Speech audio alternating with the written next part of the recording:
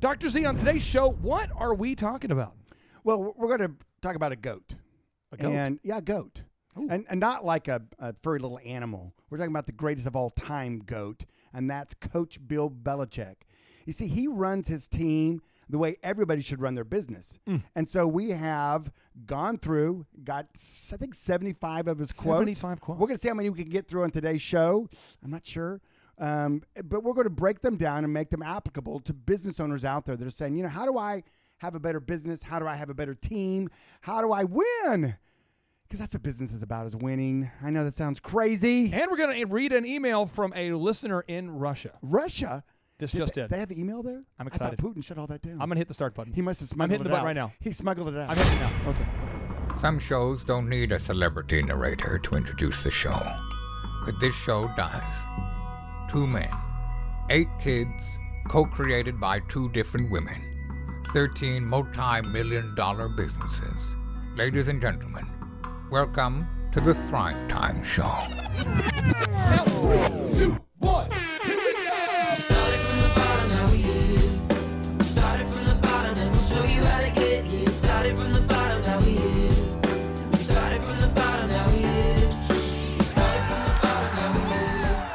Started from the bottom, and we'll show you how to get here. Yes, and yes. Wow. You See, pulled out the I want to thunder clarify. power. I want to clarify real quick with the subtlety that only a megaphone can bring to the table. Our kids were co-created by 2 different women. I just want to get that out there. I want to make sure. Co-created. What does that even mean? It just sounds just shady enough to keep someone's attention. Like, what kind of show is this? What are they Let's do this. Let's not clarify what we mean. Yeah. Just let everybody think we live in move some right on. commune or a compound. And Oh, man. All right, now, Dr. Z, on today's show, we are breaking down. What we're doing is we're taking a look under the hoodie the hoodie? of Coach Bill Belichick. Ooh. And we are exploring 75 Bill Belichick quotes about the management mastery of Coach Bill Belichick. Now, we're going to add some energy. There's a certain energy to the show. Come on now. We have 75 quotes we got to get through. And we have 1 Dr. Robert Zellner and 1 Charles Kolaw. And we have 1 Amber Kolaw. So it's kind of a lightning round. So I'm going to read the notable quotable, and then you're going to explain what it means and how it applies. Okay. And then Charles always gets to one-up you every time. Because he's big. Because he's big. And when you're that big, it really doesn't matter at that point what we think. Correct. It becomes his show. Right. So we're going to go. So, Charles, are you prepared to one-up Dr. Z? I am very prepared. I feel like that, that little bug, just trying to get through the day without being stepped on. You're just trying to move. Just where's it going? Is he? Oh, okay, he's going there. I better slide over here. So let me go get into the first one. Here we go. Coach Bill Belichick says, there's an old saying about the strength of the wolf is the pack. I think there's a lot of truth to that. On a football team, it's not the strength of the individual players, but it is the strength of the unit and how they all function together. Z, how does that apply to running a business, this concept of the wolf pack and the strength of the team versus that of the player? First of all, I have to start this answer with this. Oh, yeah, beautiful. Beautiful. I just had a call. I just had to do a wolf call. To my it's pack. very primal. Sometimes you just got to go there. Maybe before the show's done, I'll put out some of the. I have sound clips of porpoises that are ready for mating. I'll play those too. Of course, they're not just porpoises, but the mating calls of porpoises. Porpoises ready for mating. That's good to know. Yeah, because I'm sure their calls very different when they're not ready. Well, okay, probably more like that, right? I will cue it up. I will cue it up at some point. Okay, here's why that's relevant to all of us in the business world, and I think it's really important for you to take this and run with it in the sense of building your pack and making your pack closer. All your employees are on a team. They're like the pack, and together, Sally may be having a kind of a tough day and her teammates kind of pick her up today. And, Bob could be maybe having a rough one himself, or maybe made a mistake or isn't handling a patient or a customer the way that they're just not connecting. And so you can see where, the staff can either let them just flop in the breeze, or they can come over there and help them.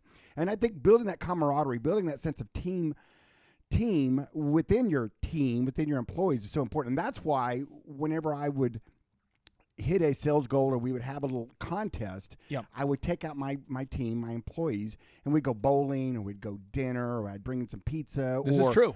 And we would go I would go hang out with them. And not only was I hanging out with them, getting to know them better, but they were getting to hang out with each other and getting to know each other better. And so then what happens is that when the tough times come, because they do. And they do happen. And they do. Yep. You know, Bob called him, sick for the second time, and on his Instagram, he wasn't sick, if you know what I mean. So the other employees are like, dang, Bob. But what happens is with that relationship and with that, you filled up that little love bucket of each other's, that friendship bucket, I should say, then it makes those tough times. And so I really think that's I'm not sure you're going to get a better quote than Bill Belichick. You got 74 tries. Right. Because that is huge. And you have to take advantage of it. If you own a business and you're not doing things with your staff on a semi-regular basis, shame on you, because it's a great way to build camaraderie. It's a great way to make everybody feel like they're in the same wolf pack, right, Charles? You're nodding over there. Yep. We just got done doing a manager training event and then our customer service training event, and went off really well. We have everybody's very engaged. It kind of resettles everything, gets everybody back on board. Sure. Rowing, kind of like rowing. Everybody's rowing on the boat in the same direction. Yeah. We had our managers are super pumped. They got trained on some new systems. Did you take them to a cool place or did you? Yeah, we went to the Thrive Time conference. We actually used the room there. Oh, cool. Yeah. It was awesome. Yeah, they love all the accoutrements on the walls. Oh, yeah. All the slogans. It was awesome. It's business sexy now. I'm telling awesome. you. Yeah, Oh, they- yeah. they were Oh, pumped. yeah. Z, did you watch the Cowboys play versus the Patriots here just yesterday? Did you watch that game? Were they playing? I didn't even realize that. Were you? Did you watch the game that the Cowboys didn't score a touchdown? Well, I have an audio clip where they're asking James Harrison, who played for the Patriots for a season. They're asking him, the difference of being on the Patriots team versus other locker rooms. And I just want to cue up the audio. This to kind of share what this team building looks like from within the locker room of the New England Patriots. The Cowboys. So let me cue it up here. I got All right, got a little happy fingers there. Yeah, I got a little happy fingers. Let me cue it up here. And this is James Harrison talking about this. Let me cue it up here. Not that you weren't in a great one with the Steelers. Right. Same idea, but this might even be a little step up from the Steelers, where you walked in and you just felt like this is serious business. This is as professional as So Skip Bayless is asking James Harrison what it's like to be in the Patriots locker room that one season versus the other teams he's been on. Well, it wasn't a field. Like when you walked in there, like the first practice, I'm thinking it's the middle of December. Yep. We might get some dome time or something. It's like -10 and we're outside.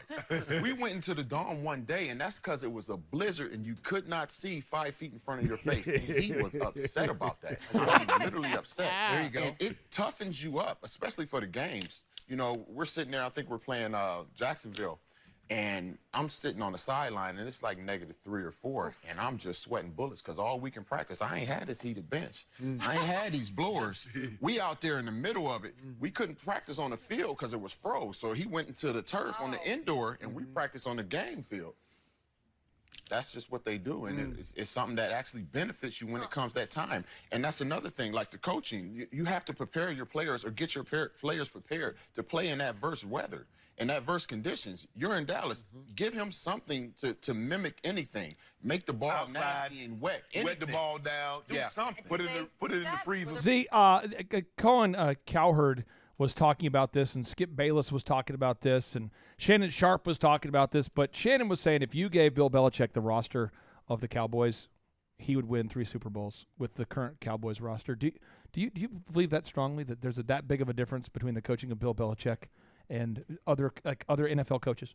Oh, absolutely. It's unbelievable. It's unbelievable. You're very Bill. I mean, you see it at every phase of sports. It's not just the NFL or professional football. You see it in college football. You see it anywhere. I mean, the coach makes such a big difference, and the tone they set and their philosophies and I mean everything. I mean, I just see so many guys out there are they coach not to lose their job, or they coach just to try to like that. When you see a team out there and they're playing right now not to lose instead of playing to win, there's a big difference in that. This mindset even on that. And the thing about Belichick, which he has right now, and he should have it, that he has complete autonomy. I mean, it's his way or the highway. Love it. And the owner, Mr. Kraft, stands behind him apparently. Yep. And backs that move. And so You know, I love that. I love an owner that hires someone. This is applicable in business. If you hire a manager, if you hire an employee, listen to me. Here we go. Let them do their job. Come on now. Now, if they don't do it with excellence and if they don't do it the way you want them to do it, then, replace them, right? I mean, I'm not being mean. That's the way it is. I don't know how many times, people hire someone and then they don't give them the skill. Well, I don't trust them to do that, or I don't trust them to do this, or I've got to, micromanage, whatever that means, kind of just always in their business, always, why'd you do that? Why'd you do this? Why'd you do that? Let them, they're going to make a mistake or two. It's just that you don't want them to make, 1,000 or 2,000 mistakes, but you got to let them do their job. And I think that's what Belichick has with his owner, i.e. the business owner, Mr. Kraft. Well said. Now, notable quotable number 2 from Coach Bill Belichick, who says, if you sit back and spend too much time feeling good about what you did in the past, you're going to come up short next time. Z, how do you balance that? Because you're a guy who likes to work hard and then celebrate victories. What's the balance there? Well, do the last half of that quote again. Yeah, he says, if you sit back and spend too much time feeling good about what you did in the past, you're going to come up short next time. And what that really is that we have eyes in the front of our head for a reason, to be looking forward. I mean, I don't care whether it was a bad thing or a good thing that's happened recently in your life. If all your focus is on that, you're not really preparing for what's in front of you. I think that's one of the things that I love about what we teach people when they come to the Thrive Nation, and that is to plan your day, to look ahead, what's in your calendar, there it is, what's in your schedule, and that's not from necessarily looking behind you. Hey, we had a record month last month. You now, what about this month? Let's look forward. What's our goal now? Where are we going? What are the promotions we're doing? Where are we spending our advertising dollars? What forward. And I think that's what he's saying there is that, hey, you pat yourself on the back so much. I mean, they could still be celebrating their 6th Super Bowl victory, right? I think a good example of that would be, for the elephant in the room, let's just say ratings and reviews on Facebook. We always have about a 4.9 rating. And this past week, we hit a sales record, and things are going very well. But in the meeting, I made sure we congratulated the team on doing a great job. They were selling a lot of memberships. Good job. Right. But we need to back up to a 4.9 because our Facebook review score is a 4.8. Because as you know, Z, by default, you get bad reviews by default. You got to be proactive about asking for objective reviews from everybody so that you get reviews from happy people too. But again, I could have been just so busy celebrating that I might have forgotten that detail. Now, see, I've got an audio clip. This is Randy Moss, and you can watch the video here if you want to. See, Randy Moss, he is talking to Bill Belichick and asking Bill Belichick to come to a Halloween party, and let's see how the conversation goes. Here we go. This is Randy Moss. You're not interested in that, are you? In what? Halloween party. Well, this is what it is. We come dressed as the devil. No, that's what we're doing. Hey, you might win the damn prize.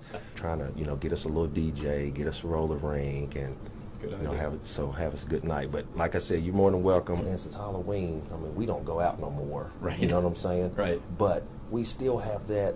It's a great holiday. It's a great holiday. Saying? So we're candy and costume. Yeah. How can you beat that? Right. Look at this guy. Randy Moss got him to go. Wow. There's Bill Belichick. Man, y'all crazy, man. Oh, Bill Belichick's going to Halloween. Y'all crazy, man. Oh, man. Look at him. See, he's roller skating. He's got a roller skating. There he is. All right, so Charles Kola, I want to ask you this, my friend. What is the balance there at Kola Fitness? I mean, you and your wife, Amber, love to celebrate victories, but you also have to get stuff done. So talk to me about the balance of celebrating the success you've had. You've now gone from 1 gym as a couple to 2 to 3. You're working on opening up 2 more gyms in path to, I believe, opening hundreds. But what's the balance between celebrating the success of the team and over-celebrating it and essentially taking our eye off the ball? Well, you kind of taught me to I'm always focused on moving forward, and so when I generally get some sort of success, I just turn around the next day and start going forward again. But you've been good on telling me to say you want to celebrate, you want to have a passion and be passionate with your team. Stop and celebrate, but then get right back into it. So I think for you have helped me coach me into saying, really celebrate those things. Celebrate. And sometimes things don't fall together. Like I would just get frustrated with something. You're like, no, celebrate. If it's planned to be that way, get passionate about it, get your team passionate about it. We've been doing great weekly meetings with our teams, celebrating all of our big wins every single week. And where I used to just, hit the marks and like put a smile on my face for like 5 minutes and then keep rolling forward, you say do it, but also celebrate with team, high five them, fist bump them, get them really excited, and that's made a huge difference in culture. I want to celebrate you guys for a second there at Cola. I have 3 big celebrations I want to have. Then we have to move on. We cannot dwell on this happiness. We cannot. So let me celebrate victory number 1. Victory number 1 is if anybody out there has a Google machine in front of you, aka a computer, I want you to Google Joplin Gyms. Google Joplin Gyms. Oh, now you might say, why are they clapping? Just Google it. All right. So we Google it, and when you Google Joplin Gyms, you're going to find that there are many gyms in the great Joplin area, Joplin, Missouri. And there's this one business called Planet Fitness. See, have you heard about Planet Fitness? Yes, I have. It's a big gym. It's a big company with, I believe, over 1,000 locations, maybe 2,000 locations. I don't know. A lot. Are there more than 1,000 locations, Charles, you think? I think there's like over 1,800. Okay. And there's this little guy. We'll call him David. And he's going against Goliath. He's got like David back in the day, he had a slingshot. And he got this, and he put the little rock in there. And Goliath, he's talking to Goliath. He's trying to do a peaceful negotiation. And Goliath is like, hey, I don't necessarily agree. Perhaps we could arm wrestle. And David's like, no, I think So they had an impasse. And then Goliath was like, I'll rip your head off. That escalated quickly. Yeah, boy. Come on now. Wow. And so David's like, I was just kidding, right, everybody? No, anyway, so David had to fight this guy. And David's kind of like Colaw here, Colaw here is going against Planet Fitness. And right now, if you Google Joplin Gyms, I don't know if you see this, Steve. This is total domination. This is absolute domination. Oh, yeah. It's unbelievable. You've got 3,574. If we were keeping score, say it was a game. The score would be 3,574 to 245. I mean, that's a big number, Dr. Z. The Colaw has 3,574 reviews versus Planet with 245. But more importantly, because of how the algorithm works, look at the videos. See, do you see the videos in the search? Sexy. And then look at the website. And then look at the website. I mean, you guys have in the first 10 searches, I count 1, 2, 3, 4, 5, 6 Colaw Fitness appearances in the search results that aren't paid for. That's powerful. And I remember talking to you. I remember meeting you for the first time and going, because I couldn't work with you because I was working with another gym and I had to kind of wrap up a relationship before I could work with you. And I really wanted to work with you because we have similar values and I knew our wives would get along. There's so much there. But I remember telling my wife, I said, this guy, I got to get out of this. I'd been in a relationship working with a gym for like a decade. I'm like, I got to get out of this relationship here that's going nowhere to get into a good relationship because this guy's going somewhere. He and his wife are awesome people. But we had that conversation. I think we went out to dinner one time. Oh, yeah. And here we are, 3,570. Now, this is incredible. You talk about the value of this, the value. Everybody reads reviews. Everybody uses Google. You guys are growing. So, I mean, Charles, talk about the growth you guys are having. Your team is diligently getting those reviews and video reviews. You can't fake video reviews. That's hot sauce. I mean, Charles, talk to us about the success. Your team is rocking. Well, you have been huge for us on helping set up new systems and checklists and workflows and making sure that we instate those systems into our company through the Thrive Business Conferences and through all the different systems that you guys have been helping us with for the last 2.5 years. It's been a game changer as far as in internet domination, as far as in making sure our staffing has a great culture, systems, checklists, workflows, all this stuff, audits are better. So what I'm trying to say is it's a lot of it's you. I mean, you've been very helpful, but I've been the diligent doer. You've been doing it, but win number 2 though that you've been doing. This is incredible. You and your wife have gotten together, and you now have a scorecard. I have mine. I'm going to pass this to Dr. Z so he can see the scorecard. I'm sorry I made it super small font, but all the clients we make a scorecard where that's all the numbers for elephant in the room, and you see towards the bottom middle how many members we have today, Z, and you see all the conversion percentages, and you now are running your gym off the metrics, man. Oh yeah. This is awesome. The mind freeing. Absolutely. The mind freedom. And I get very nervous when you have a multi-billion-dollar company with 1,800 locations competing against you and trying to, and so for me, I'm like, hey, I don't want to mess with you. I want to stay out of those markets. I don't want to compete with you. But when they come to me, I have to. You get forced to have to do the best thing that you can. And you have helped us a ton. And what I do know is that we are very, very diligent, very intentional. We have to work harder than they do for some of those results. But we have dominated. It's diligence is just hard. And we are very, very diligent. And we put a lot of time into it. And the third victory is you're doing that group interview. Oh, yeah. And you have a great team of people. Absolutely. Talk to me about the group interview. The group interview is every week we post times.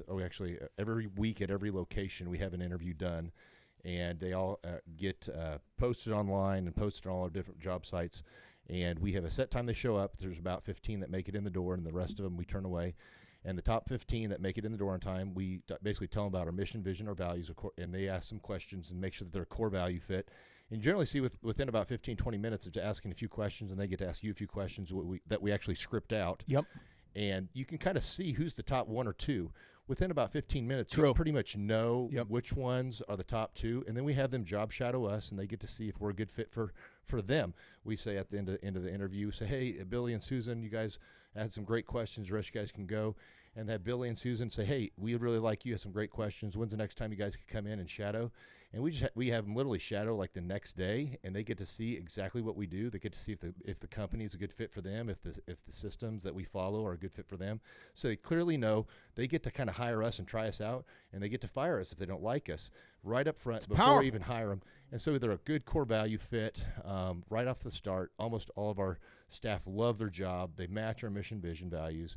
And most of them, of course, our systems are all so simple to follow, which you've kind of helped us with task lists and quantifying all that they get trained up in about 3 days. They're doing A performance. We get feedback from the direct supervisor every day. It's great. It's wonderful. So it's just that tight systems make a game changer for your company. Everybody out there, if you're listening, you can do this stuff. I'm telling you, you can do this, and that is a reason to celebrate right there. That is, see, that's awesome. Oh, yeah. I can't.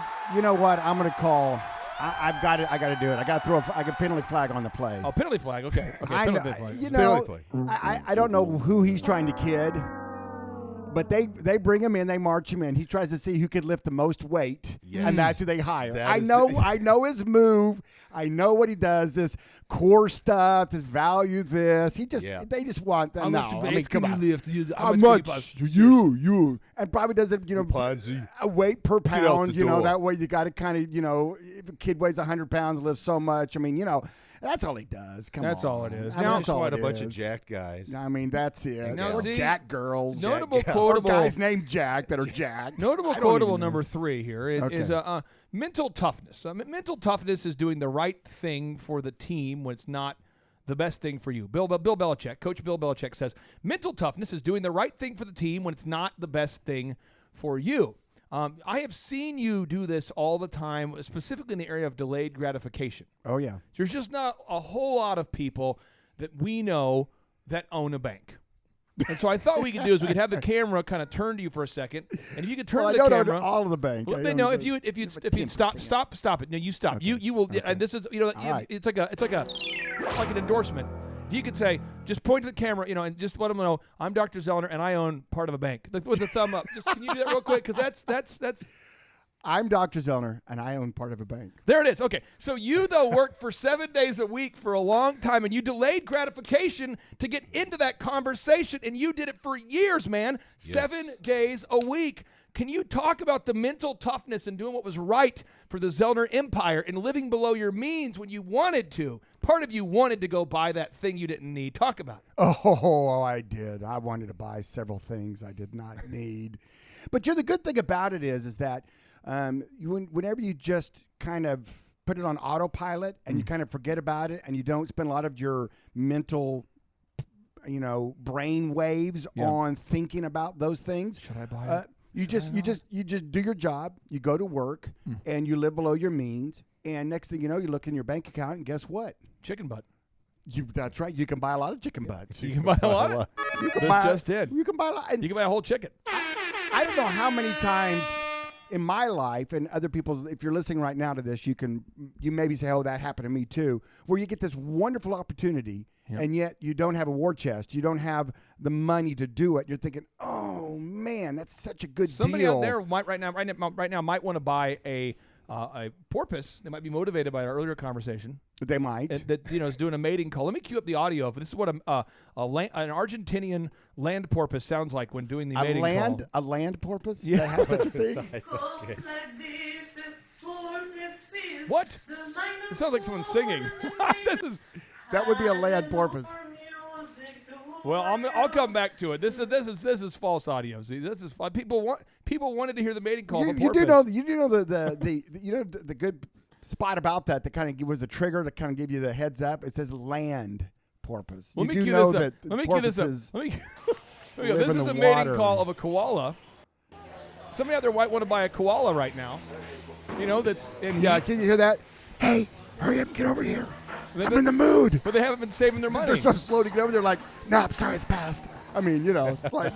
I love these koalas. These are beautiful animals. Oh yeah. Look at this. And somebody out there might be saying, I want to buy a koala right now. But they can't. You're out there, you want to buy a koala that's in mating season so you can have 2 koalas. But you can't afford it because you can't stop buying stuff at Starbucks. Have you been watching the Discovery Channel again? Because this sounds like you've watched an episode or 2, or did you get back some old copies of National Geographic and been thumbing through them? I mean, what's going on here, Clay? I don't know. I just some reason I'm just really right now. You're a little froggy today. I have a question for you. If I were to buy a llama, what do you know about llamas? Well, I've been contemplating getting a llama or an alpaca or something. What do you know about these animals? See, about llamas or alpacas or alpacas? They're do you know someone who I can draw one out. I don't know. Do you know someone who owns one? Do they spit? Which one spits? The llamas. One of them spits. The llama spits. I mean, I'm kind of out on animals that are going to possibly. Let spit me cue up. This is a llama. I mean, I draw the line somewhere, Clay. Look at the llama. Look at the llama. I'm serious. I want to get one. It's a beautiful animal. You're beautiful. Now, what's the difference between a llama and an alpaca? Alpaca. What was it? What the spelling is a little bit different. What happened? Remember, that was a craze there a few years ago. It was you had to get ostriches and alpacas, and the meat was supposed to be so good, and the fur. They were the new sheep. They were the new sheep, right? And what is that? This is an alpaca. Look at them. They're beautiful guys. How much does it cost to buy an alpaca? Somebody out there is saying, I want to buy an alpaca, but I can't do it now because I've not been living below my means. There you go. Like, I'm buy an alpaca. So even if it was a great deal, see, you're going paycheck to paycheck. You can't, the average human has what, $400? I mean, the average United States right now, according to an article you can find at Forbes, the average American has less than $400 saved. That's crazy. Another example of jackassery in America right now today is you have 96% of small businesses fail within 10 years. And one of the top reasons why they fail is they run out of money. So you see people have a startup and they're going on vacation all the time. Yeah, they're not working the hours. They want to start it and not work it. They want to pull a bunch of money out of it because it has to make their house payments, their car payments, their insurance payments. Can you find out how much an alpaca costs to buy? I found it here. I think I found it. It says this is the median price for a herd sire quality male alpaca would likely be in the range of $5,000. Oh, that's a good deal. There you go. And a very good quality male. Well, you don't want a bad quality. You got to do a quality one's $15,000. No, I want the one that's a little bit off. Yeah, just you're like, I want to be your alpaca. I want that one. Should we get the sharp alpaca? No, get the one that talks like a human. That I want to be your alpaca. I can't even spit straight. I guess so you can get an off-brand alpaca for $5,000, or that quality alpaca. How much is a llama? See what you might, because that might, hard decisions are made for you. That's one of my core beliefs, And a llama. Here we go. It's while in the past, high-quality alpacas cost $20,000 to $50,000. A high-quality llama is a fraction of the price. The elite end of the llama's price ranges varies, but a small percent of llamas can fall between $5,000 and $20,000. Nice quality llamas, though, can still be found in the $1,500 to $5,000 range. There you go. So the moral of the story is if you will live below your means, you too could buy a llama. Or an alpaca. Charles, do you have any strong opinions about this delayed gratification thing? Because you I guys, do. I think for me, I've learned for myself. I would say the core value of loving to see your bank account grow more than spending money on things. So I'll look at things and say, do I want that car more than I want that say it's $50,000? Do I want that $50,000 in my bank account, or do I want it in a car that's depreciating? And when I sit there and think about it, I still want the $50,000 in my account. So for me, I value money in an account more than I do some material possessions. So I think the core value to save, just wanting to save, and if I don't see a bank balance growing every month, I'm pissed for some reason. I just don't know why, but that's, I think, the one thing for me. Like I would say to the teams, like, dude, this month sucked. We lost $25,000. Maybe we had major payments on some sort of thing or some sort of deal, made a deposit on some sort of project. But still, I just like to see accounts grow. So that's just one of my things. Jim Rohn, the best-selling author, who couldn't be here today, Z, because he's no longer alive. Oh, that's a likely excuse. By the way, though, one of his peers, though, John Maxwell, just emailed us today to be on the show. Well, for part 2. That just happened today. Yeah. That just happened. And we just interviewed the guy who wrote the Cha-Cha Slide. Oh, yeah. DJ Casper. Just interviewed him.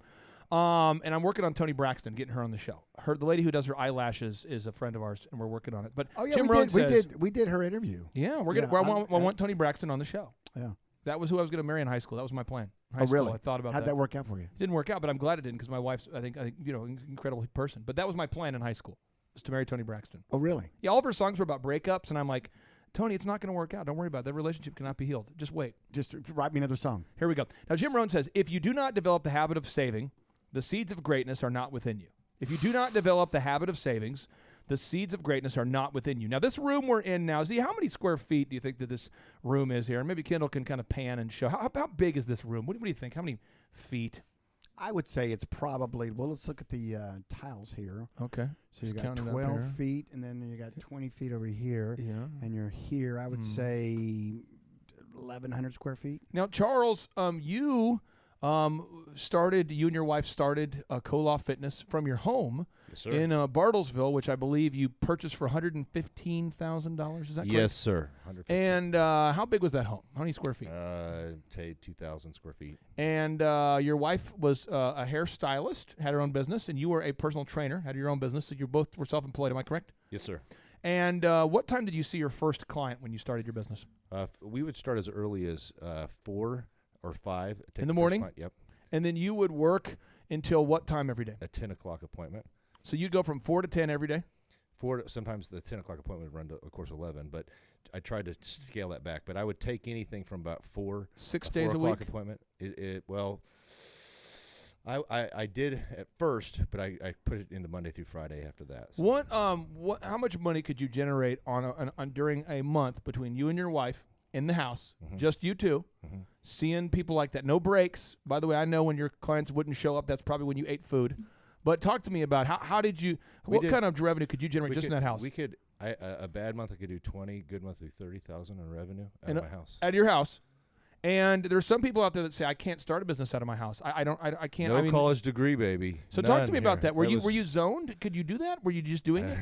I guess we were just insane. We just grinded. Yeah. I loved it. I love what I did, and I love meeting with clients. I love being a coach. Yep. I love coaching people, loving on people. Steve Jobs, this just didn't get a zoning permit before starting Apple out of his garage. The Hewlett-Packard guys started Amazon out of the shed. probably. Jeff Bezos, yeah, he didn't get a. But Jeff Bezos' parents and Jeff Bezos put all of their money into it. People don't know this. Jeff Bezos' parents put in their $300,000 life savings into the founding of Amazon, and Jeff put all of his money in. Yeah, they got a second on their home, I think, right? It's unbelievable. All the equity out of the house, and it's beautiful. And they doubled down. I bet they're happy now. A fun fact for you: in the Boom book, I write about this fact, but the people put in $50,000 for 1%, but they didn't declare a profit for 11 years. So they didn't see any return. So some people wanted just to get their $50,000 back. But if they had kept their money in Amazon in today's money, each one of them, and again, I'll come back to it here in a little bit. I'll pull up the fact here, but it would have been worth billions. And I'll get to the fact here in just a minute about that. But let's move on to notable quotable number 4 from Bill Belichick, the coach of the New England Patriots. He says, talent sets the floor, character sets the ceiling. Dr. Z, what does it mean that talent sets the floor and character sets the ceiling? Well, I mean, you're so fast. That's your physical ability. You're going to be able to run a 4.5 or a 4.6 or you're pretty quick. You're probably what 4.3. 4.28. 4.2. No, but seriously, these guys are fast in the NFL. But the Patriots right now, they have undrafted players. Right. Doing well. So that's their floor. In other words, they can be fast, but what do they do with that? How do they build on that? How do they use that? That's really more of their character. In other words, are they going to practice? Are they going to listen? Are they going to learn the playbook? Are they going to listen to their coaches? Are they going to run the right routes? Are they going to do what they need to do? And that's that character of doing the things you're supposed to be doing. Even though you have the talent over here, and you see a lot of teams that'll draft a guy with a lot of talent with no character, and guess what?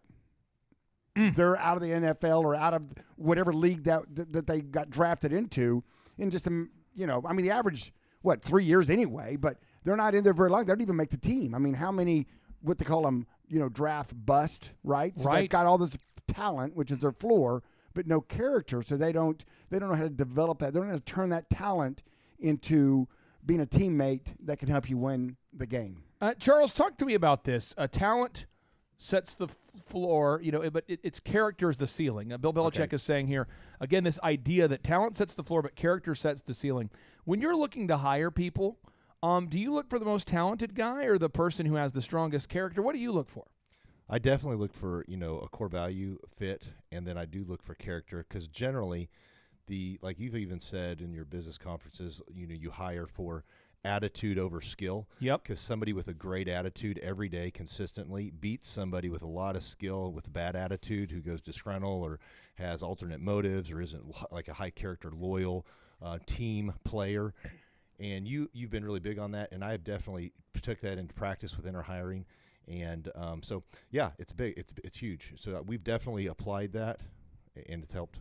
Z, look at this play real quick here. I want you to describe this play.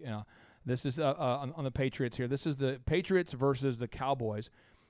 Tom Brady's going to throw the ball to a receiver on his team, Jacoby Myers, who's an undrafted guy. And just watch, look at the hustle of this homeboy. He catches the pass. Watch him now. Here he goes. Look at this. Look at this. Look at that. Look. He just wants it. I mean, undrafted guy. You get the feeling like he's running like he has no other backup plan. And that's why he's successful. There it is. Oh, there you go. Yeah, whenever you have a plan B, usually your plan A doesn't work out. So no plan. Burn the boats. Burn the boats, no baby. plan B. And like he did right there, run like he stole something. I mean, that was impressive. Impressive. Now, and the thing about it is he's not the fastest guy on the field. That's right. He can't jump the farthest. I mean, I'm telling you right now, you just see how when he caught it, he wasn't the lightning speed. Yeah. Right? Right.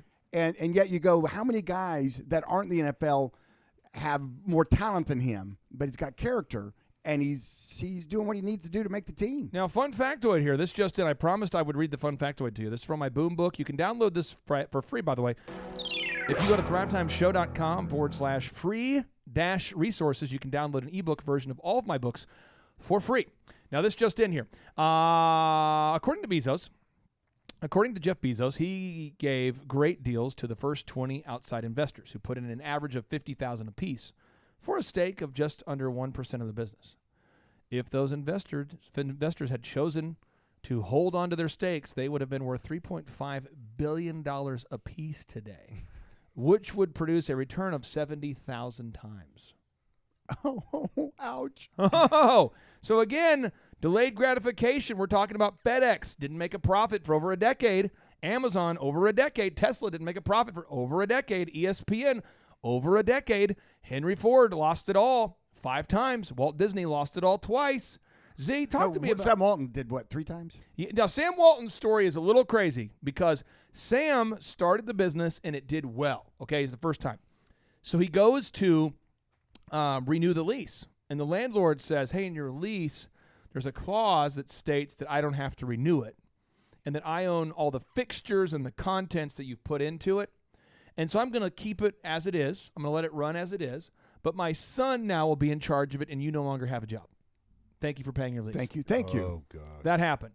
So he had Called to go the fine print. You better read it. So he had to go back to his wife, Helen, who her dad lived in Claremore. She's from Claremore, Oklahoma.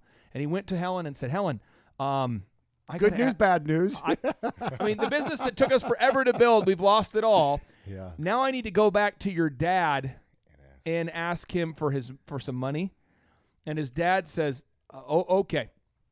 So you got to read the lease, though." Yeah, please. Please. So he has to start again. And during that time, it's all of the brand equity he had built was now in with the other owner. And so he had to start over again. And so he had a lot of these like start and then go back to zero moments. Right. And it was like something like 7 or 8 years of this wilderness. And then his buddy and his brother, and who was his good friend, Bud said, "Please just let me handle the finances," because they weren't partners yet. He says, "You handle I'll handle the finances, and you go do what you do, and we'll be fine. But just stop doing the same thing." So he put Bud in charge, and they did great. But I mean, if he would have stopped those first 5, 6, 7 years, it wouldn't have happened. Walmart's doing okay. This just in. Walmart is doing okay. Coach Bill Belichick, quote number 5, will continue to work hard to do a better job in every area going forward, he says. "I don't know where those little things will come, but we'll continue to be diligent on them." Again, he's asked, hey, you won a game. What are you going to do now? Are you going to Disney World? And he says, "We'll continue to work hard to do a better job in every area going forward." See, he has this thing where he's always getting better. And I think about crazy, isn't it? I think about Regent Bank. And I think about you guys. It was Bank of Nowata, right? Right. And you guys First bank. How many of you First homies National went in Bank and bought this thing together? You bought 10% of it, right? You bought 10% of it? Yeah, roughly. There was probably, 15 to 20 of us that went in. But none of you are owners. You just own part of a bank. Let's be honest. It's just not that impressive. All you just own part of a bank. You guys don't own a bank. It's all just part of a bank. Did you ever write that Regent Bank Diddy song that you were going to do? You were working on a song for Regent Bank? Oh, yeah, I did. Let me cue it up. Did you ever get that? Well, We're on the topic. I didn't know. I want to share. First off, a lot of people, when they hear this song, they're going to go, "This sounds like familiar." Something else, yes. And that's the key to it, a good name. We call it Elephant in the Room, and we named the business Elephant in the Room because, Z, it's like, it feels familiar because you know the phrase, Right. Or your logo's a Z, like the Zorro. Like it feels familiar because it is familiar to us all. That's the key to a good song title, a good movie, And so you and I sat down together for several minutes. We sat down together, and words were spoken. Yes. You had a lot of words. You had a glass of Lagavulin. I believe so. Can you explain what Lagavulin is so we know the listeners know? It's a man drink. Okay. But it's a single malt Scotch. You were sufficiently motivated and lubricated mentally. You were free from any distractions. I was in the zone. Let's just call it what it is. And Kittle, if you can get a close up here, this poster here of Dr. Robert Zellner. There, we gave this to him as a birthday gift. You can see him right there on the Braveheart poster there, and it says, you can Braveheart. What are you talking about? You mean my Lagavulin poster? It says they may take our lives, but they'll never take our Lagavulin. I love that. So anyway, we worked on this, and this is what I came up with. I went into the lab with a pen and a pad, and I said, "I need a cowbell." Yes. And then you always have to have. Well, a cowbell. I went in there for like several hours. Like I got nothing. But then I forgot where's my cowbell. I grabbed my cowbell. And inspiration. And then I worked for a couple blossomed. more hours, and then I'm like, I had an inspiration, but I had nothing. Nothing. And then I'm like, I need a stick to hit the cowbell. And some of you might be saying, this is a funny story. No, this is serious. It's a dark story. It takes several twists. And so, and then this is the first time we performed it. Yeah. Live. They were just glad we got the stage. And let me cue it up here. Let me get to. Here we go. It's.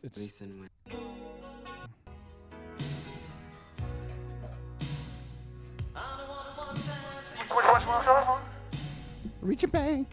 This is I didn't have the lyrics yet. Yeah, we were right. We then got inspired.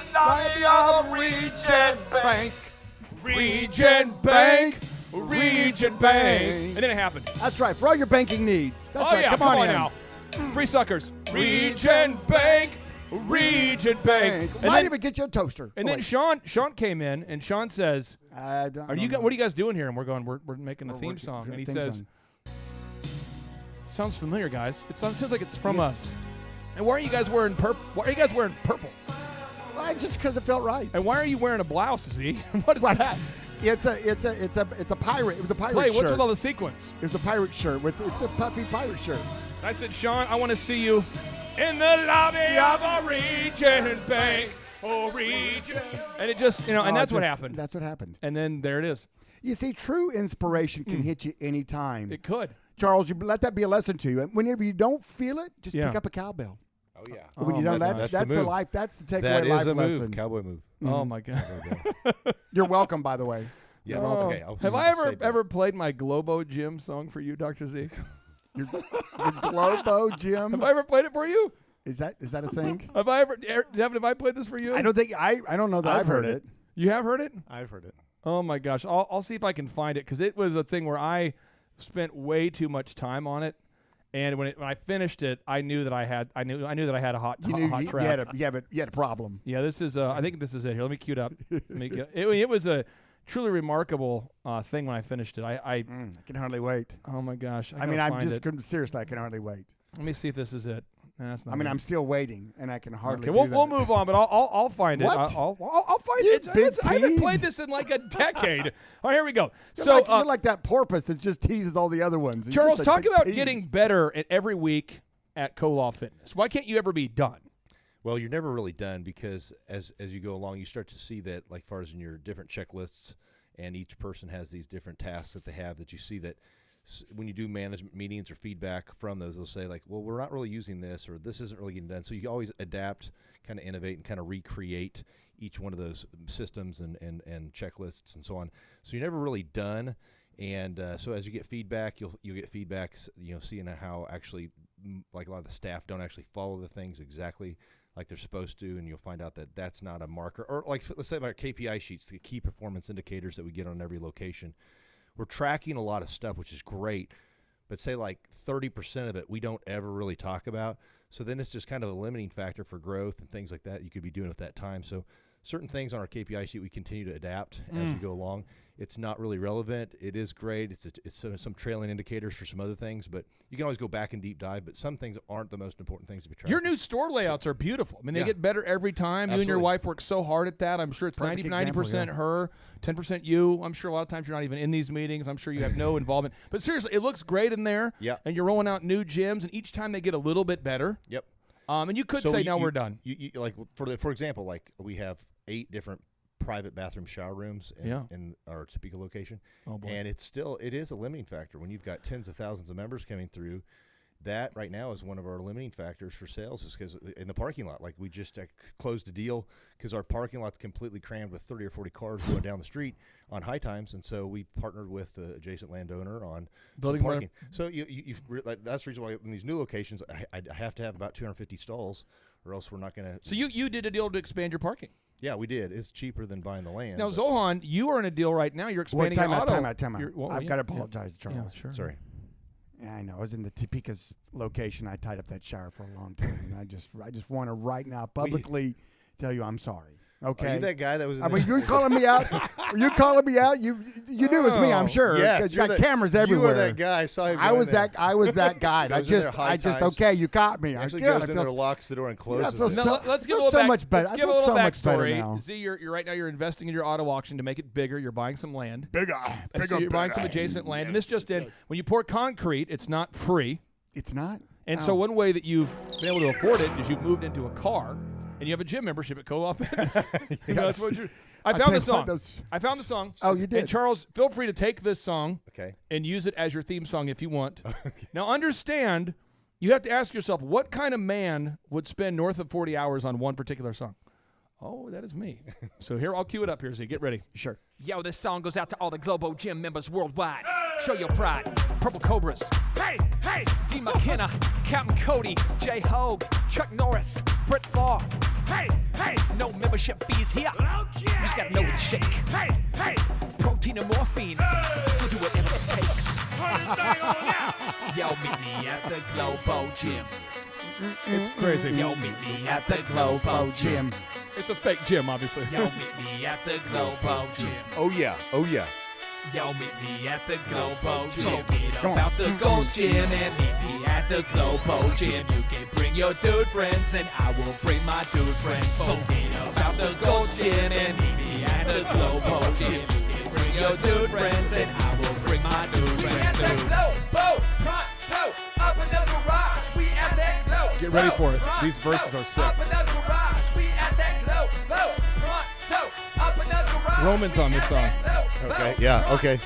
Up in the garage. Oh, nice. Ladies and gentlemen, welcome to my garage. A place where greatness happens and it ain't no mirage. Where we and fitness go together like the Hall and Todd. And it's about time, so I hope you have a watch. It's about time to get ripped and do the bench. Take a sip of protein amongst the steam, morphine, taurine, whatever it takes. We might shrink a liver, but we'll make good gains. When we do push-ups, we push the earth down. We rip our books in half when we're just fooling around. No shirts, no services, tough on us. But how are we supposed to find shirts big enough? It's true we kick us once a nigga for being too small. But like a one-on bartender, we cannot serve them all. Words large our nipples and shrink our stuff. But it's all worth it because we're getting love. Forget about the Gold Gym and meet me at the Globo Gym. Bring your dude friends and There you go, verse 2. forget about the Gold Gym and meet me at the Globo Gym. Bring your dude You can friends substitute and cola on there pretty bring my easily, dude you know. I know. Up in the gym, it's got that aroma of musk and sweat. They don't put you in a coma like R. Kelly said. I don't see nothing wrong with a little public ground when your spiders up on ya. We can do it. This ain't no Bologna. This ain't the gym around the corner. This is the Purple Cobras. Where you gotta get smoked till you need stolen. Wake up in the morning, honey bunches of oats, a honey crunch for lunches, red potatoes and roast. Gotta get the protein, start the car packing. Gonna blow up like a bomb, homie, I'm a machine. Probably have to get all new shirt sizes. The shirts I got now won't fit my biceps. Anyway, you spin it, I'll be bigger than you. Pull the trigger on my muscle gun, boom, boom, boom. G-L-O-B-O-G-Y-M. You don't even know what you're missing. All you gotta do is sign to join. Mother's big name When did and a you little do bit of this? coin. Get up on the That's train. awesome. Everybody's doing this, so insane, build muscle like we're doing it. You think I'm playing, homie? Check out my six-pack. Second my track and meet me under the weight rack. Global Gym shine like a city on a hill. Like no preservatives, yeah, we're so for real. We carve a load on every meal with the bulletproof bullets and the one to steal. Open all day and all night, 24/7 like a traffic light. Push fitness to brand new heights. Drink muscle milk and give high fives. Global Gym keeps them in line to the door. We got muscles in places you ain't seen before. Ladies, they loving it, begging for more. We just push them aside, then we work on our core. You'll feel the glory when you step up in it. Lost 15 pounds in the first 6 minutes. No clocks on the wall, so we never get finished. And the wow. veins, they popping like pills. 6 minutes. Look at some sound, not hearing a peep. Pull up in the drive, knock on the garage door. 1 rep, 2 rep, 3 rep, 4. 4 rep, 3 rep, 2 rep, 1. Pushing these stacks up higher than the sun. Backs, thighs, tries, thighs. A tasty dish, just feast your eyes. Protein shakes you will never forget. You wash it all down with a super set. Spot to beware in case my arms give out. Chest getting bigger like a bean sprout. Curl, dip, press, sweat. Next day, regret. Arms so sore, feeling like some noodles. But it's okay, cause I'm a kid nigga boo. Yo, big shout out to Ed Guthman for supplying some of the Globo Gym workout equipment. Big shout out to Josh Guthman for supplying the Globo Gym official Purple Cobra t-shirt. Big shout out to anybody out there who got denied membership for being too weak. Twill Owens, I'm sorry, I guess you were just too small. Brian Urlacher, too small. Kimbo Slice, too small. Russian for Monkey Part 4, too small. Too small and too small. Look, it's Globo Gym. We've got standards here. We just cannot let anybody into the Globo Gym. We are not the Cincinnati Bengals. We are not universal health care. We will deny almost anybody for pre-existing conditions. It's the Globo Gym. The only way to get in see, is to be in a physically in That's shape. your next. That's your next business. is That's the from the Globo movie. Gym. That's where it's from. Globo Gym. I know. You better listen. You better Well, I knew call the a Purple friend. Globo Cobras. Gym, Purple Cobras. Yeah. There it is, Z. When was that written? Oh, I did that in 2009. So this is exactly 10 years ago.